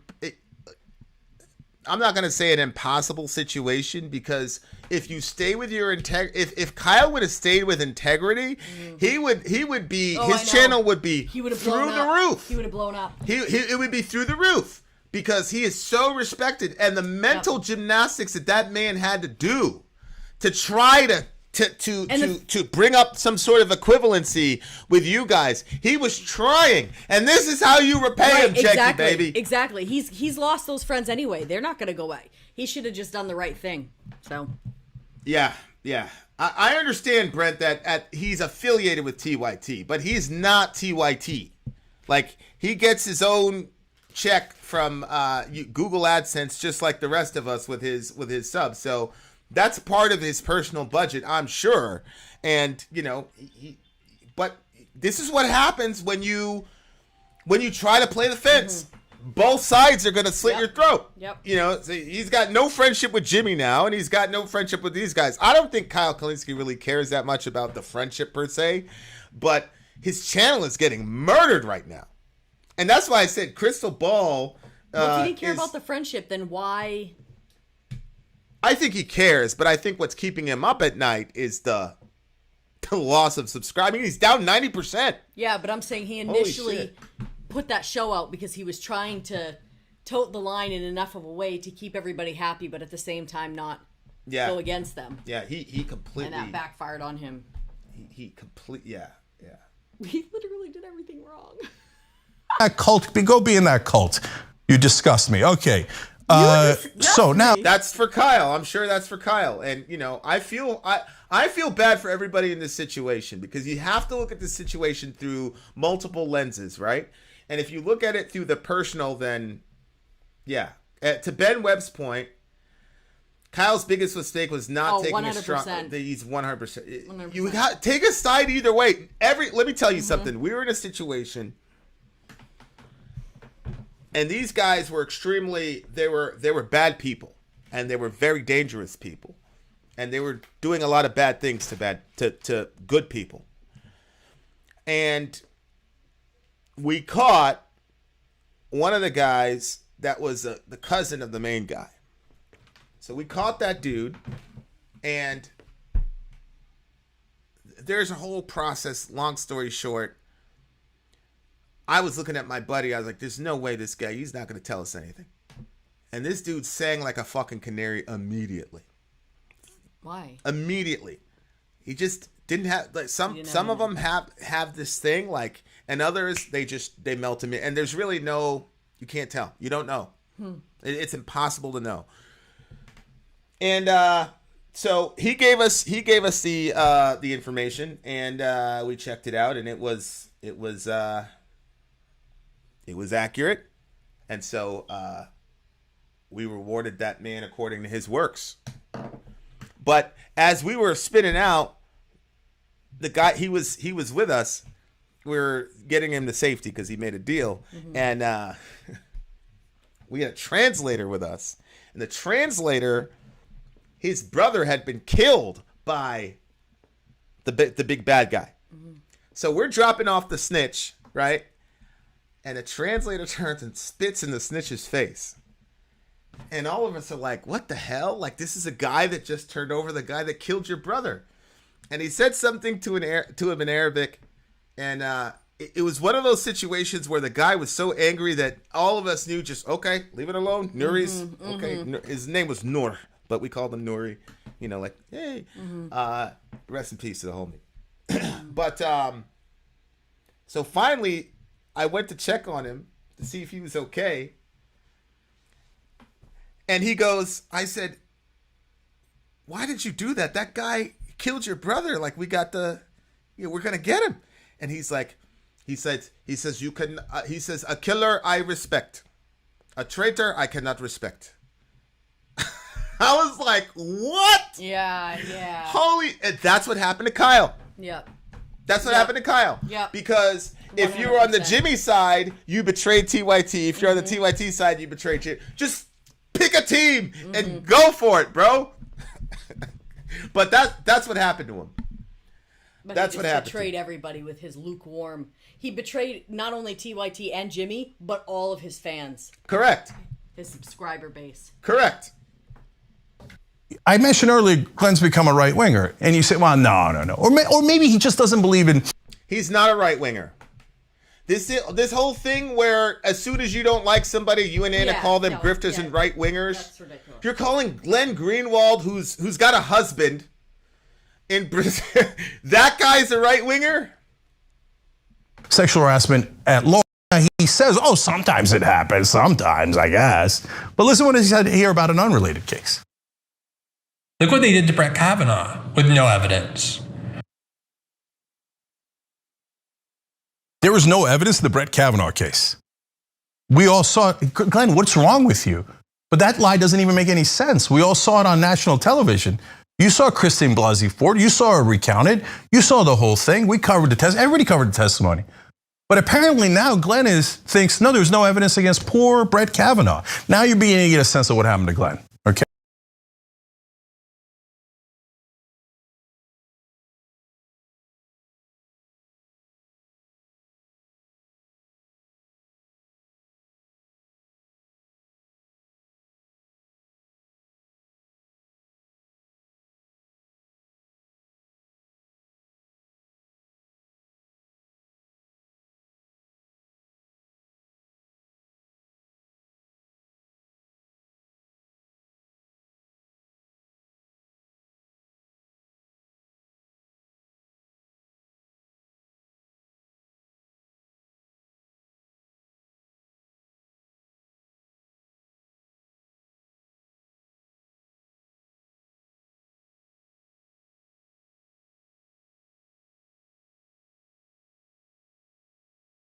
Cenk, you can see here, guys, Kavanaugh accuser admits to making up rape accusation as a tactic. Cenk, there were multiple Kavanaugh. Come. What are you doing? No, it's okay. It's okay. Come in. There were multiple Kavanaugh accusers, Cenk, who admitted afterwards that they lied. One of them said that they were angry, and as you saw up here, that is true. Jonathan Hammond says you can be gay and right wing. That is true. Good call. Good call. I thought it had something to do with because you said he was in Brazil, so I thought that meant something. No, I didn't know what that meant. The guy is not a right winger. It's ridiculous. But right there, Cenk, that's what Glenn was talking about. There were at least 2 Kavanaugh accusers that literally made up the story. One of them explicitly said, I was angry. The other one, which I just showed you, said it was a tactic. And that is the analogy that he's drawing because he's saying that Anna used it as a tactic. And he's right. Yep. She did. It's not me, it's him. He's saying it. Okay, last one from Glenn about Anna. What Anna Kasparian did here with that little message, I've not said this about you, I've kept it to myself, but now that you're criticizing us, that's all going to change. That is grotesque. That is ethically repugnant. It's true. But it is also commonplace in liberal left politics. Commonplace. I don't know if it's commonplace, but it has happened. There are leftists who weaponized Me Too against Brett Kavanaugh as a political tactic and tool that is a fact. Right. And there is a sense in which they de-weaponized or de-venomized you two against Joe Biden in the opposite direction against Tara Reid. So that's a valid fact that none of you seem to want to deal with. And this is why I said this conversation is important, because we've got to figure out how, as progressives, y'all are going to do the Me Too stuff so that a good candidate doesn't get derailed by an agent provocateur. It's in liberal left politics. So apparently we're all guilty. Brett Kavanaugh is innocent. Jimmy Dore is innocent. And he didn't say all of it, but he did mention the fact that it's a tactic that's been used. And it has, Cenk. It has. The person sitting right next to you is an example. But Anna is grotesque and morally repugnant. Guys, you all get to make a choice here. And if you say, yeah, I agree with Glenn, go have at it, Hoss. But it says something about you if you can't tell who's the morally repugnant one in this story. Well, I don't need to use hyperboles to describe the situation, Cenk. What we're dealing with are 2 still very young groups of people that do not have the maturity to carry the amount of influence that they have. And that's what's happening here. By the way, again, with the she's grotesque. Go ahead. She got humiliated in the middle of the newsroom, and I did it. No evidence, right? And then he apologized. Why are you not playing the part where he said, I apologized, Cenk, and that she accepted it? It doesn't fit his narrative. So even after people pointed out, hey, Glenn, wait a minute, this doesn't look right. And well, of course there's evidence. Even the Jimmy's fans, everybody's seen it. Everybody's seen the evidence over and over again. Glenn put out a statement, quote, in the video, I made clear that I have absolutely no opinion on whether Dore behaved inappropriately in the way that Kasparian claims. I can't judge that. He has absolutely no idea what happened. He just can't judge it at all. Well, no, because I'm sure, Cenk, that he didn't see the earlier video where that basically confirms that Jimmy was telling the truth and that you and Anna were lying. So I don't think he had access to that video. Yeah. But what he's saying is Anna had a narrative for what happened and Jimmy had a narrative for what happened. And what he's doing is saying, I can't say, which honestly is giving Anna the benefit of the doubt, because I'm certain if I pinned Glen Greenwald and said, you got a $500 million to guess correctly who was telling the truth, he would say Jimmy. Yeah. So there's that. One more time. She got humiliated in the middle of the newsroom, and I did it. He did it again. He cut it off right at that But Glen, spot. the great journalist, can't figure out who did it. He has absolutely no idea what happened. That's so. Going forward, guys, buyer beware. When you read Glen or you watch him, you have no idea what he's hiding from you. I mean, It's not even. It doesn't even feel like he's lying to us because it's so obvious. It just seems so like him stopping the video where he stops it. It's like It's so weird. We've all seen it. Everybody that's conversant with this jihad, Right, has seen anybody that video. that would watch this video with interest, we've all seen it hundreds of times. you could hide this overwhelming evidence and never mention it and keep saying, I don't know if it happened, but implying that it didn't happen. Maybe it happened, maybe it didn't. For anybody asking my opinion, this is completely random. Anybody asking my opinion about war or anything like that, everybody needs to come home. Yemen, Niger, other places, Afghanistan, Iraq, we need to come home. No wars for the next 20 years. And we can reallocate the $6 to $8 trillion that we've spent in the last 20 years to healthcare, student loan debt, things like that. Maybe rebuilding our infrastructure, things of that nature. If you agree with his interpretation of Jimmy's comments, and if you say, hey, go get him, Jimmy, will you look up everybody's skirt and do it at work, it's great, I love it, and you're right with Holy shit. Sorry, you got to read this shit. This Nina girl, whoever she is a gangster. Dang, I'd rather get a pap smear from Edward Scissorhands than watch TYT ever again. Holy Oh my shit, God. Nina, what is That is such a visual. Ah! Okay. You hate TYT. Nina, send us an email, vidinsori@gmail.com. You've just earned yourself a free shirt, young lady. Holy shit. By the way, guys, we've got some pretty cool shirts. So, Nina, you can get this shirt, okay? Or you can get a Middle America shirt. It's got the logo with your boy on it. Either way, just let us know. Let us know what you want. It has this logo on it. Yeah, it's got that logo on it. Let us know which one you want. Send us an email, vidinsori@gmail.com. You'll have to give Sori your address. I promise we won't stalk you and humiliate you like Jimmy did to Anna. We continue. it doesn't matter, right? But you can't say that Glen didn't know what happened. Glen knows exactly what happened. Okay, last thing is this, guys. People change. And so, God knows I've changed. So when Cernovich found those old blogs and people go back to old videos and stuff, I cringe at that stuff. And I've apologized for it, by the way, probably now with the original Justice Democrat controversy, with when I ran for office and now, I've probably apologized dozens of times for it. You know why? Because, and I deleted those blogs 15 years ago. Why? Because I don't believe it anymore. And that's embarrassing, and I wish I hadn't said that. See how easy it is to say that?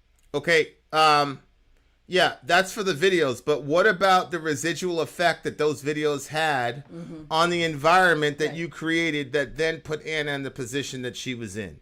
What about that, Cenk? Because you cannot admit that you did all that and then pretend that it has no residual effects on the workplace. So I agree, but that's not enough. And that's one of the things, that's why the Justice Democrats sent you away. One, because of the every single one of their candidates would have to answer for your behavior. But the other one is that they're trying to create a serious environment where they get taken seriously. And you guys couldn't do that with that kind of a show. Right? And I hope that I've changed for the better, right? I don't know if Jimmy was always this way, and now I'm worried that he was, right? And I didn't see it. Glen, I thought was a great journalist. And either he wasn't, and all those old stories, I have no idea what he hid and didn't hide, right? Or he changed. Now it's up to you guys again, one last time, to make the decision. Who changed for the better? Who changed for the worse? All right. Going forward, we're going to do a news show. Every day, we do tons and tons of stories that you should know about. I'll give you one quick example, asset recycling. That's selling off the country piece by piece. It's an infrastructure deal. Trump wanted to do it. Biden is actually executed in the bipartisan plan. You should know about that, but I can give you dozens of these examples, and we do every day on the show. But you could tune into these clowns, these alt-left guys who are just constantly talking about their feelings and accusing everybody in their path of being disloyal to Jimmy Dore. Why? Why does anybody have to be loyal to that monster, that clown? What a why with the ad hominem, man? Like, I get it, Cenk. You're angry, but holy moly. Sad state of affairs. If you're in that camp, good luck. And I believe in change. I believe in redemption, and I hope you change. But if you don't want to, that's your business. But everybody says they're always done with it, but God knows what other toxic thing they're going to make up next. But for now, this is the end of this chapter, and it's certainly the end of any respect I had for Glen Greenwald, who's become a very, very sad embarrassment. Thanks for watching The Young Turks. I really appreciate it. Another way to show support is through YouTube memberships. You'll get to All right. We're gonna go into our final thoughts segment, but we're gonna have a guest on, so that's gonna be fun. His name is Sam, and he's gonna come on. So Sam, I'm gonna drop the link in the chat. Please, nobody hit it, so that Sam could come on. There's the link, and then Sam. I think Sam had some differences of opinion with me, so Sam's gonna come on, and we're gonna have a dialogue. It's going to be a very helpful conversation. So Sam, the link is there in the description. And as soon as you do that, you and I will be able to talk. And then after Sam and I talk, then Sori and I are going to give our final thoughts. So Sam, there you go. So click on the link. And then as soon as you do that, we'll be able to go and we'll be able to chat. So, and look, whether I made my cell public. Well, I'm not going to call you on your cell phone for obvious reasons, right? Like, no disrespect, but I don't necessarily want you to have my phone number. But there's the link. You can hit that link and you'll be able to jump on and we'll be able to talk and everybody will be able to hear you. So I'll put the link on again so that you can jump on, and apparently you had some issues where you disagreed. So I'd love to be able to get on and dialogue with you. So I'll check.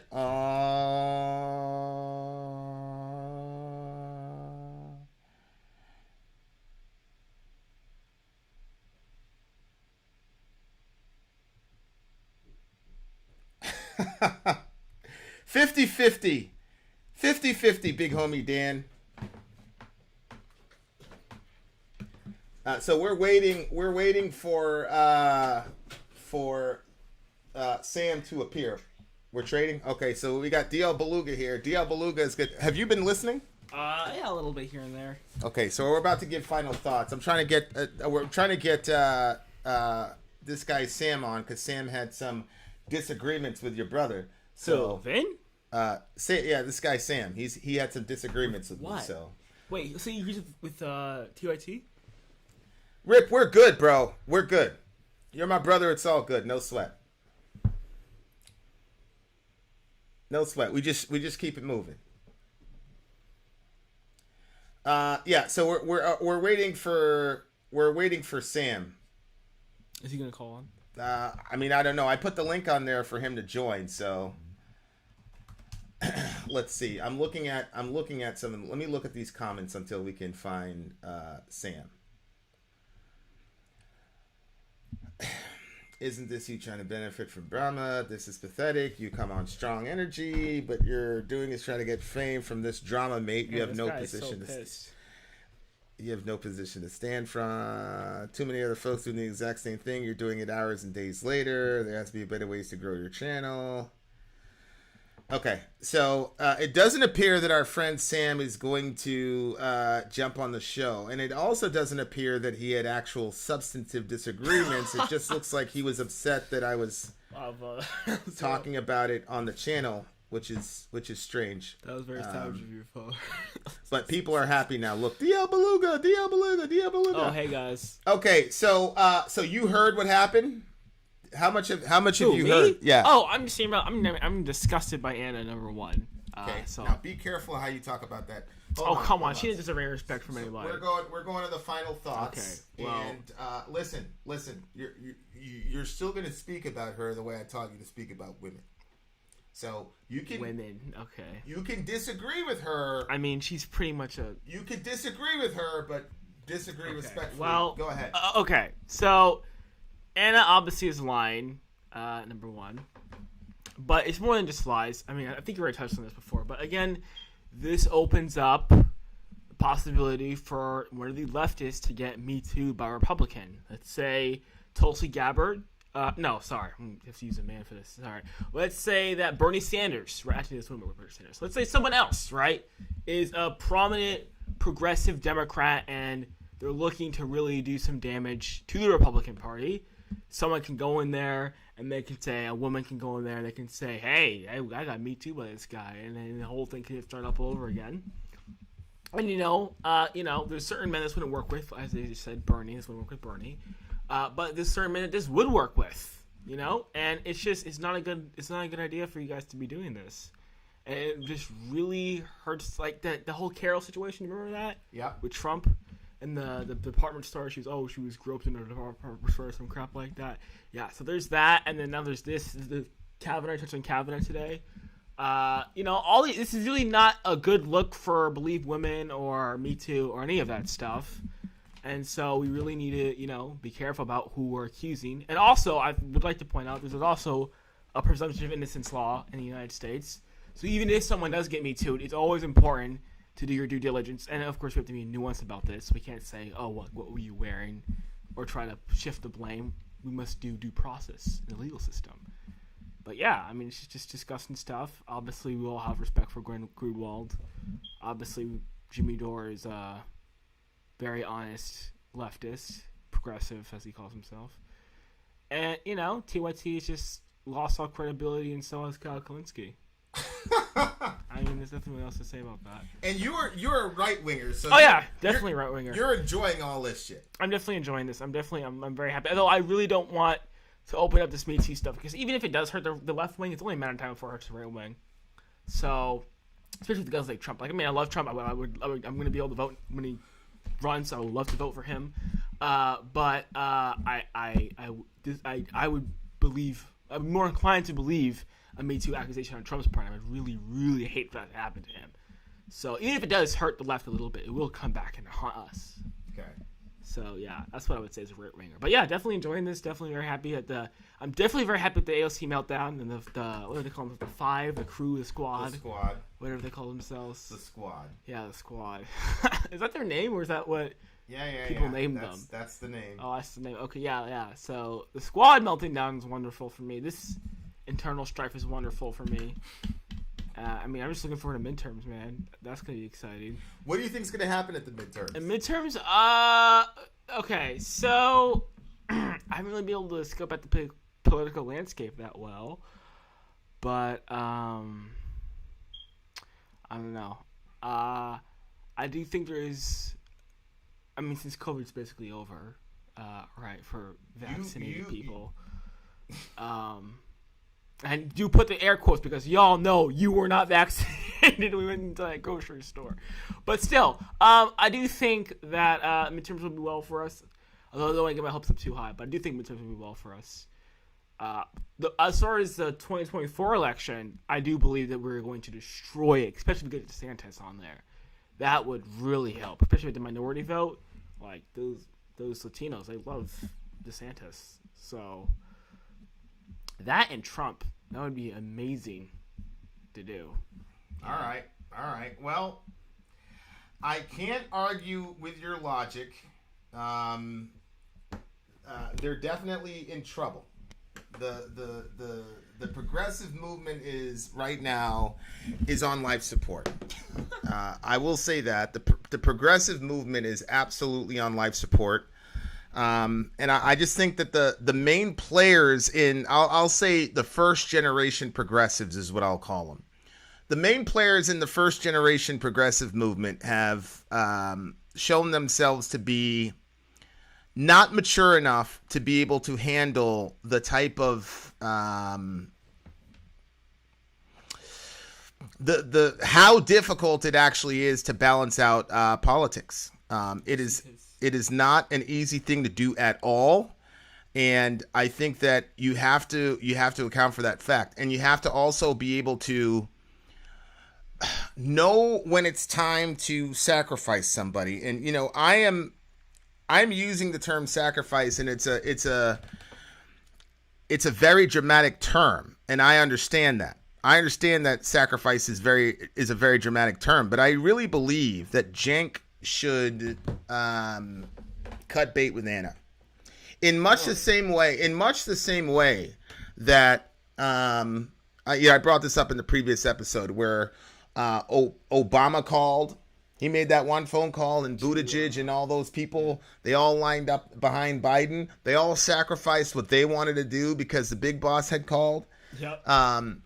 Kamala Harris is obviously being sacrificed right now by Joe Biden. That's clear. Yes. And by the way, Sam Kim, I'm not going to give you my phone number. Please don't be offended. But Sam, if you want to have a conversation, what we can do is you can call me on Skype. So it's Vin and space Sori. So go to Skype, download Skype, and we can have a conversation over Skype. Okay? So since you don't want to jump on, right, on the camera or whatever, you say you don't have a mic, that's fine. You can call me via Skype. So it's Vin and space Sori, and you should be able to find us. And the minute you find us, you can call me, and then we can have the conversation. You can air out your grievances, okay? If he doesn't call, then you guys can pretty much figure out for yourselves why that would be. Nope, Sam, I'm not going to give you my phone number, but if you have a problem, you can certainly load up Skype and I'll talk to you via Skype. But if you don't want to, yeah, the link works via phone as well. That link that I gave you works via phone, and all you have to do is put your camera up to your ceiling or whatever if you don't want to be seen. But there you go, Sam. So Sam, you've got Skype or you've got the invite that I put in the chat. So if you truly want to have a discussion, I'm glad to have a discussion with you. I see here that you're giving me some advice about how to grow a channel. So any way I can learn from somebody would be great too. So if you've got advice about how to grow a YouTube channel, you must have a lot of experience in it. So I'm open to that direction as well. So Sam, you can jump on. But Sam, if you're not going to jump on, that's okay. I'll just do my final thoughts. I mean, after all, it's 2:30 in the morning where I am, so I don't know where it is with you. Here are my final thoughts, ladies and gentlemen. There's a couple things here about the progressive movement that are troubling. I think part of this is the identity politics is one of those situations now where if the left doesn't figure this out, and I'm just using these generalized terms, guys, if the left doesn't figure this out, they're going to be in a perpetual state of false starts. Because whether or not Cenk wants to admit it or concede the point, the Me Too movement has been weaponized for people's political ends. And some of this has to do with the gendered understanding of the workplace. So men are always predators, women are always victims, okay? But in this, so because of that, it has colored our interpretation of the events. Because as I've been saying, if a woman were to say, Jimmy Dore came into my room and flashed unmentionable parts of his body in an unrepentant fashion and has not and has actually blamed me for being upset about it, all of us would say, holy shit, this is terrible, right? But because the genders are reversed, even though, according to Jimmy's story, Anna is the main offender, Jimmy ends up apologizing. But it would not be that way if the roles were reversed. So that's one thing the left has to figure out. I think that when people talk about identity politics and all the rest of it, I think some of this is what I call a righteous overcorrection. Women have been, abused in the workplace. Blacks have been abused in the workplace, et cetera, et cetera. How do we even this out? I think some aspects of Me Too were an overcorrection, but we cannot throw the baby out with the bathwater, because I'm telling you, I've been in so many different contexts in church and the government and regular workplace and certain agencies, whatever. It's all the same. So women have got to be protected in the workplace. But we've got to figure out how to apply equal weights and measures and standards so that we do not have a hole in our ability to continue our movements, right? So the first thing that this situation highlights for the progressive movement is you guys had to figure out how we're going to function as men and women. And I think when you have a context where people are saying gender isn't real, blah, blah, blah, like, I get it in some respects, right? Like, because you're trying to protect your trans friends. But in other respects, it comes back to bite you if you haven't linked your worldview to the practical, real world application of it. And I think a lot of times with some forms of progressivism, there's a lot of idealism, but not a lot of, okay, this is how we practically work this out. And you know what? Another thing that's interesting to me about progressives is that they have a very clear cognizance about the workplace, right? Because you're talking about having a democratic workplace and things like that, and Marxism and things like that. So in a Marxist framework, you're going to center the worker. Okay, so that being the case, there has got to be a real full-orbed, well thought out, nuanced playbook and understanding as how we're going to manage sex and sexuality and gender in the workplace from a progressive standpoint. Because this is a situation where if we had regular rules and norms, we would have been able to say, nope, that's against the rules, Anna. Right? Like, that doesn't work. Right? So that's one. Two, I think the hyperbolic nature of both sides. So Kyle Kalinski's automatically a snake. And Glen Greenwald is now not a real journalist. And now everything that Glenn says has to be called into question and blah, blah, blah, blah, blah. I don't think that type of hyperbolic invective is very helpful, Cenk. Because it makes people then say, oh, if I don't agree with Cenk, he's going to completely, delegitimize everything I've ever done. This is Glen Greenwald is a guy who's literally put his life on the line to get people the truth. And now here you are. The lack of self-awareness to me is mind-boggling from all these people. From Kyle Kalinski saying that he wanted to punch Jimmy Dore over a comment, but then simultaneously saying all the camel toe stuff was fun and that he misses TYT and that was the best. So Kyle Kalinski saying the real transgression with Jimmy here was he said the word inappropriate. That's why he wanted to attack Jimmy. He didn't want to attack Jimmy because of the comment. He said the comment was funny, but the word inappropriate is what made me want to beat up Jimmy. But conversely, you hear Cenk. Cenk doesn't mention inappropriate at all. He mentions the nice news skirt phrase, and that's the phrase that makes Jimmy a monster. I didn't say that. Huh? I thought you didn't say nice news skirt. I thought he called her on her legs.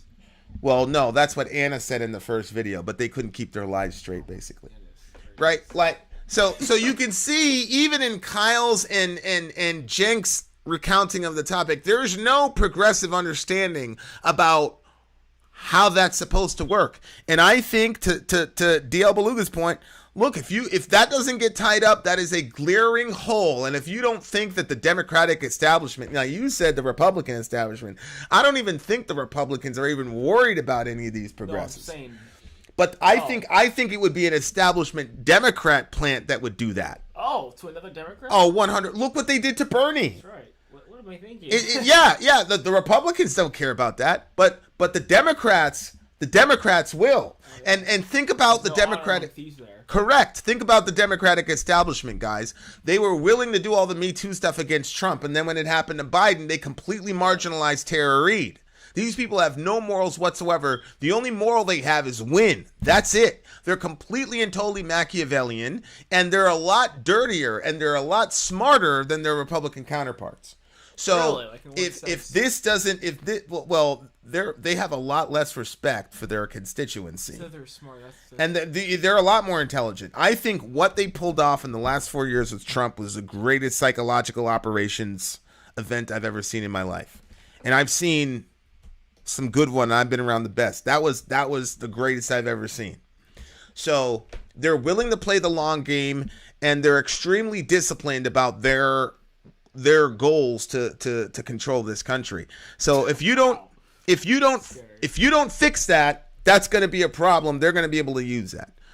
Finally, I just think that TYT Maybe canceled. I think they're always going to be there because they're a staple of YouTube and Google. And ideologically speaking, they align with the big tech people. Still should be canceled though.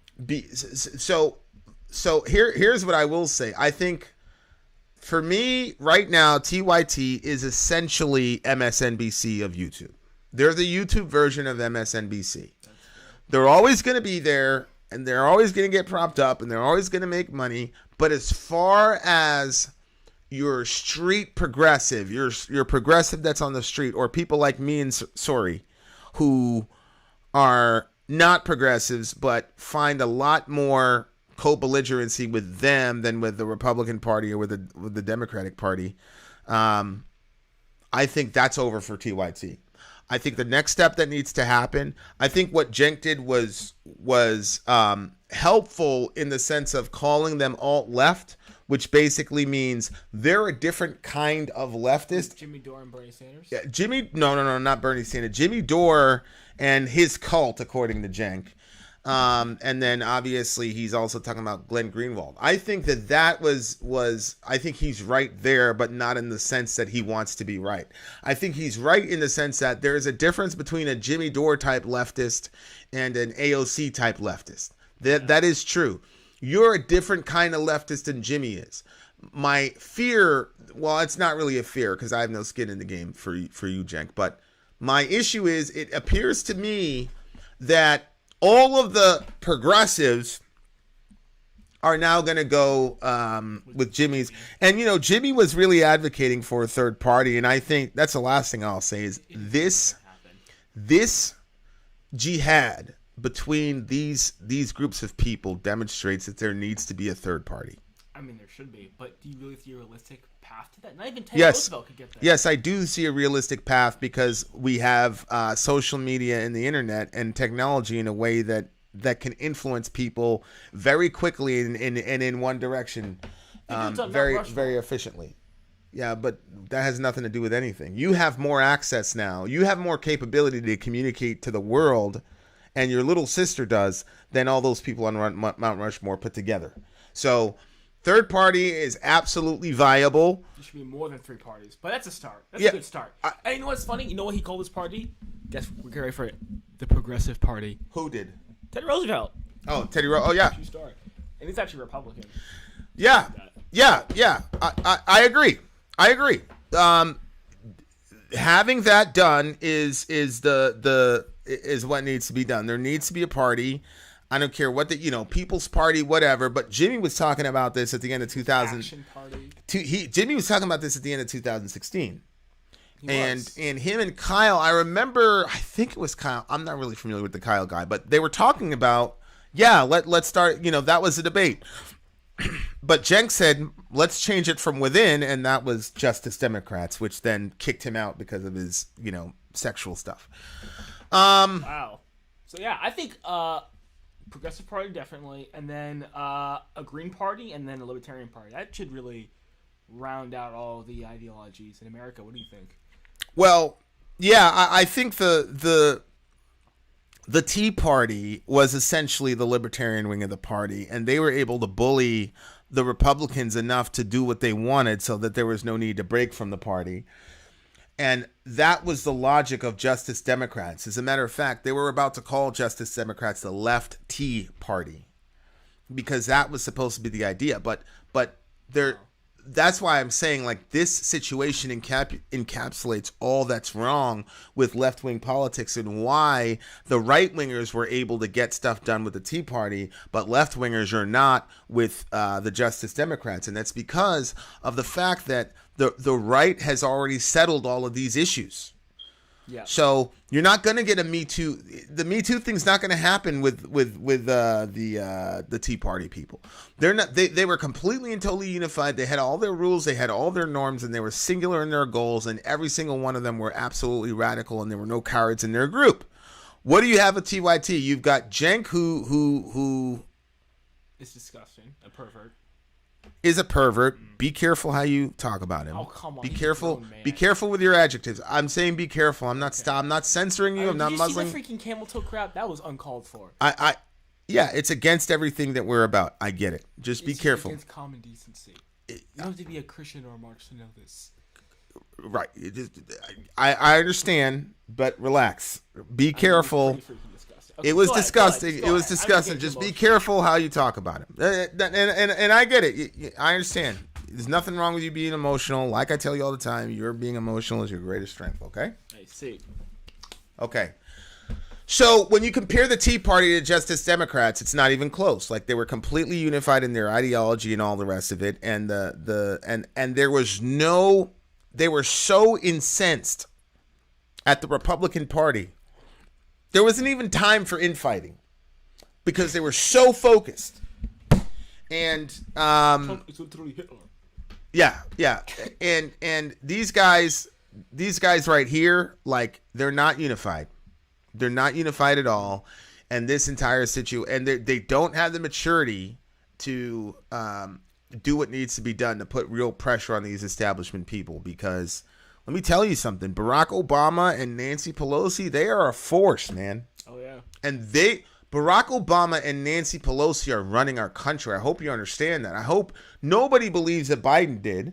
People were silly enough to think that Kamala was running it. We all know that that's not the case. We see how inept she is. No disrespect to her. Barack Obama and Nancy Pelosi essentially are running this country. And don't they have the Senate as well? Who's the Senate Majority Leader? Is it Chuck Schumer? I think it's Chuck, yeah. Yeah, so you got... Yeah. That's the 6 ways from Sunday guy? Yeah, Mr. Intelligence Community, blah, blah, blah. So, look, he's... That's who you're going up against. Okay, these are seasoned Democrats. These are Nancy Pelosi and Chuck Schumer. Yeah, Nancy Pelosi, Chuck Schumer, and Obama. Obama he's slick, he's smart, he knows how to play the identity politics while at the same time not having any allegiance to the black community, which is extremely difficult to pull off. I know. He cashed in on all of his blackness and did nothing for black people. The guy's a genius. So that's who you're going up against. You're not going up against the Republicans. SubhanAllah. The Republicans, look, they have Trump. They're going to run Trump in 2024. You don't have to worry about Republicans. You do have to worry about the Democrats, because the Democrats are the collection of intelligence and devious intelligence and dark intelligence in the Democratic Party is legion. And so you're not going to, progressives, you guys are not going to be able to overcome that with this iteration of the progressive movement. I think what needs to happen is what Cenk said. Break off with the TYT ecosystem. I would even include Crystal Ball to a degree. Crystal Ball, Kyle Kalinske, all those people. Those are a different. You know, like I went to Five Guys and they got this Fanta thing, and there's like strawberry Fanta, orange Fanta, like that. That's all they are. Okay, so TYT, Crystal Ball, Kyle Kalinske, they're just different flavors of the same drink, really. And I'm not angry at them either. I'm not saying that to insult them. I'm saying there's a clear difference between a Jimmy Dore type progressive and a TYT type progressive after this conflict. You know, there's this term in Arabic called al-furqan, which is like the differentiator. right? That was one of Umar ibn al-Khattab's, one of his nicknames was Al-Furqan, because he was, you were just in the circle or you were not, right? Like, so it was like a defining moment or whatever, or a separator. And this specific situation and this entire jihad, the reason we've spent so much time on it, and the Vanguard guys talked about it too, and I like what the Vanguard guys say. Go check those guys out, by the way. Vanguard, they're really, really, really interesting group of guys. They said, look, because they're Marxist, and they say, look, politics is inherently personal. So if there's a personal conflict, we have to talk about it as political commentators, because you cannot separate the personal from the political. I thought that was a really interesting insight, and I think that can work to a degree. But for me, right now, where the movement is, I just don't think that, because they're so emotional, because they come from our generation, and the progressive movement could do with a little shot of stoicism, right? I said a little shot of stoicism because at the same time, it's the heart of the progressive movement that makes people say, what about the kids in cages? What about Medicare for all? What about these endless wars? It's the emotionalism that makes people say this isn't right. Even if it's benefiting us, it's not right. So you can't completely take all the emotion out of the progressive movement, because I actually think it's one of their greatest strengths. It's one of the things that got me. You're not going to logically argue me into progressivism. But emotionally, when I hear these stories, I'm all in. So you can't throw away all the emotion from progressivism. But with the leaders, I'll say this. The leaders need a little bit more stoicism. The leaders need to be a little less emotional about personal slights and be willing to sacrifice everything about their person in order to make sure that the movement itself was going. And there's no character like that in the progressive movement right now. So that's why I think that this is important, and that's why I think that it was important that we spent all the time on it. I cannot imagine that there's anything else to add. I mean, we had the Kyle Kalinske angle. I'm pretty certain Crystal Ball is not going to touch this with a 10-foot pole, and there's no reason for her strategically to do so.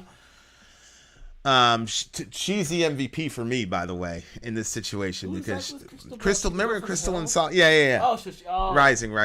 She's associated with those people? Oh yeah. Didn't she have like a sex scandal of her own? The Halloween party thing? Well, how do you know about that? What do you mean? You look into the commentators. It wouldn't be like that. We never had that conversation. So how do you know? Encourage people to do their own research. Okay. That's what you were doing, huh? Oh my gosh! It's like I looked up Crystal Ball sex scandal. Yeah. Here's my friend Muslim, who knows what he's talking about. Al Furqan, the criteria between that which is right or wrong. Correct. So this was a moment.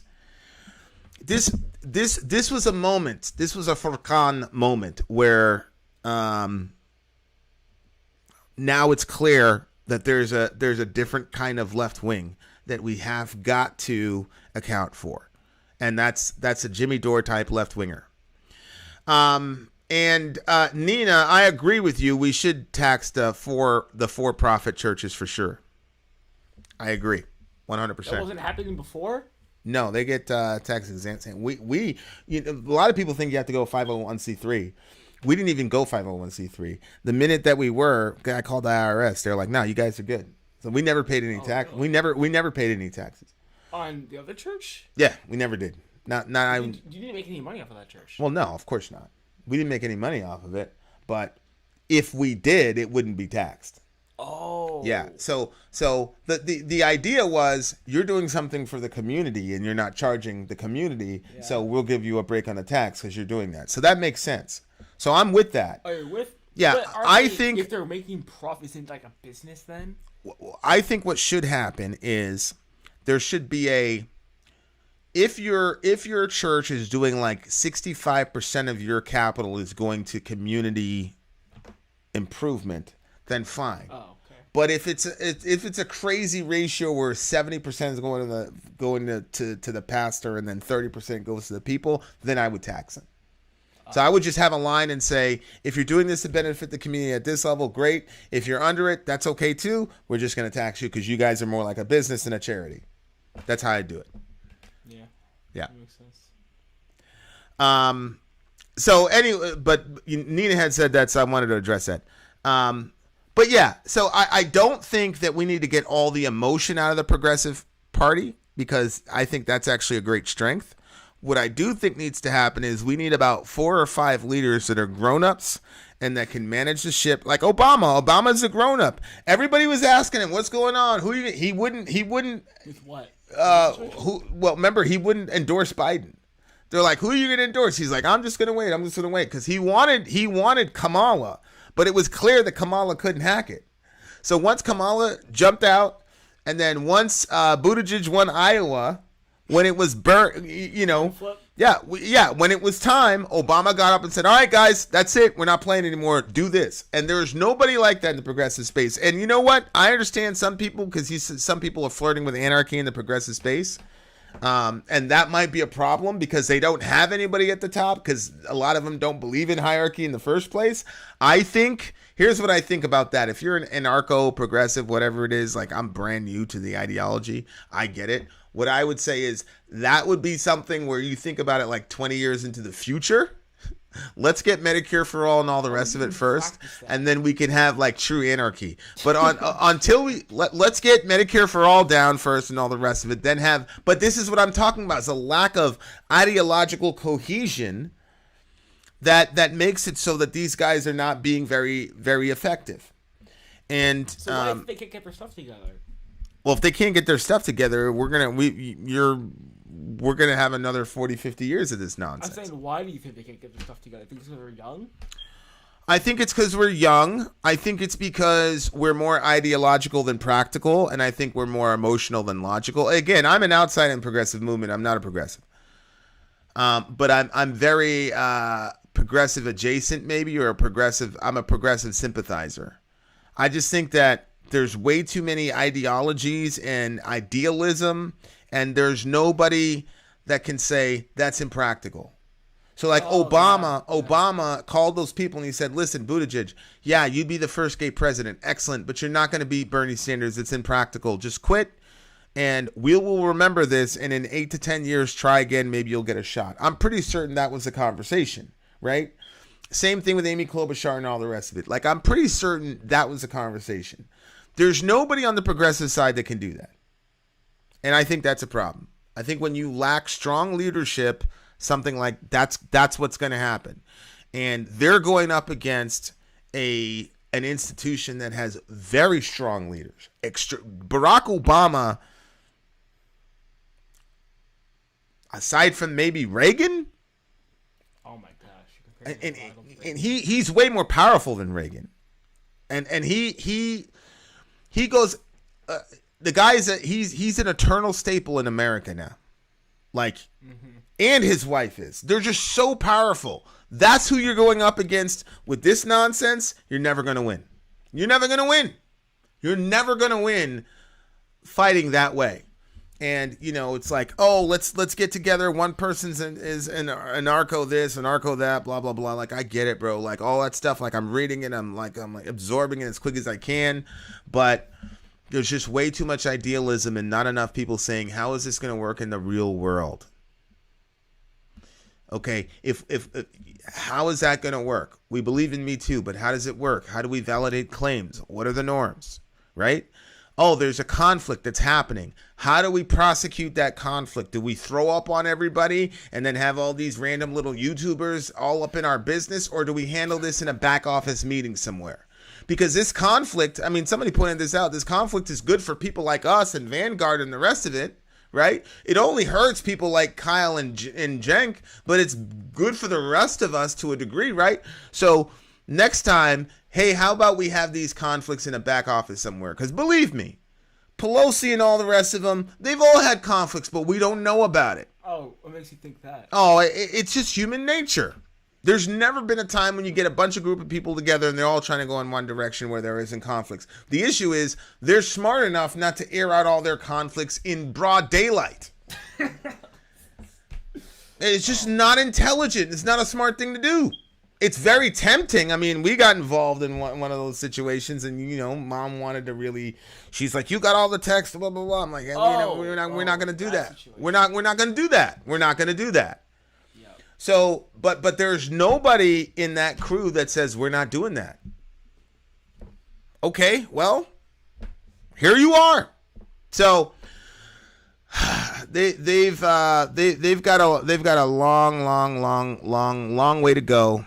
And it's a pretty hard situation, but I think, Cenk said his last piece, so I think I really don't see any other angles that we could use to exegete this story. So unless there's like a real new development, I think this is our last one. But we know Biden or Kamala is going to say something, so we'll be back real soon, guys. Thank you guys very much for hanging out. It is now 3:00 in the morning on the East Coast. We wanted to get this to you guys earlier, but wouldn't you know it, we had a problem with our internet service provider, so they're coming over tomorrow. Yeah. So if you're a praying person, pray that God destroys Spectrum. And for Kai, we can talk offline. Hang out tomorrow. Inshallah, we'll be able to talk. And for all the Muslims in the world, rahmatullahi wa barakatuh, assalamu alaikum, all that good jazz. For all the atheists in the world, may the universe look after you. Oh my gosh. The universe is not a sentient being, though. So we'll just say that. And to all the Christians in the world, you got to pray for our country, man. Holy moly. And yes, Greco-Syrian, hell yeah, bro. We support the people of Syria, and that's my real issue. My real issue with all of this is the Syrian people. What's going on? Well, yeah, I'll explain it to you offline. But thank you to everybody, and also a special thanks to the big homie Sam. I think that was his name. We didn't get to talk this time, but maybe we'll get to talk another time, inshallah. I think he's throwing a hissy fit right now. Well, I mean, I also, and shout out to the ventriloquist in the world. All right, Potatomi Thundernew. I hope I pronounced that word correctly. Shout out to Lisa. Shout out to everybody. Thank you guys so much for watching. It's Ben Webb's birthday. Happy birthday to you, Ben Webb. Yes. We love you, buddy. Rip, yeah, text me up, bro. Oh, I didn't give you my number yet. Oh, yeah. Hit me an email. I'll hit you up. Yo, Rip, me and you are good, bro. We're all the way good, man. Don't worry about it. Just don't do it again. Okay? But yeah, honest mistake, man. We're good. Galaxy Rise, thank you guys. We'll see you guys on the other channel, inshallah. And shout out to Ben. Shout out to Ben Webb. It's his birthday, and I love you, Ben. I love you very, very deeply. So take care of yourself.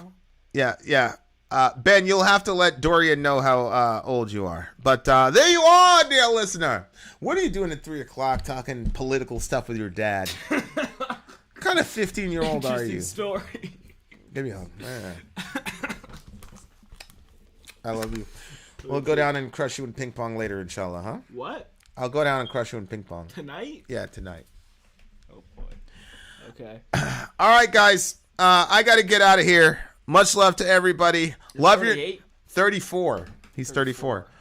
Love your neighbor. Take care of each other. Middle America. Till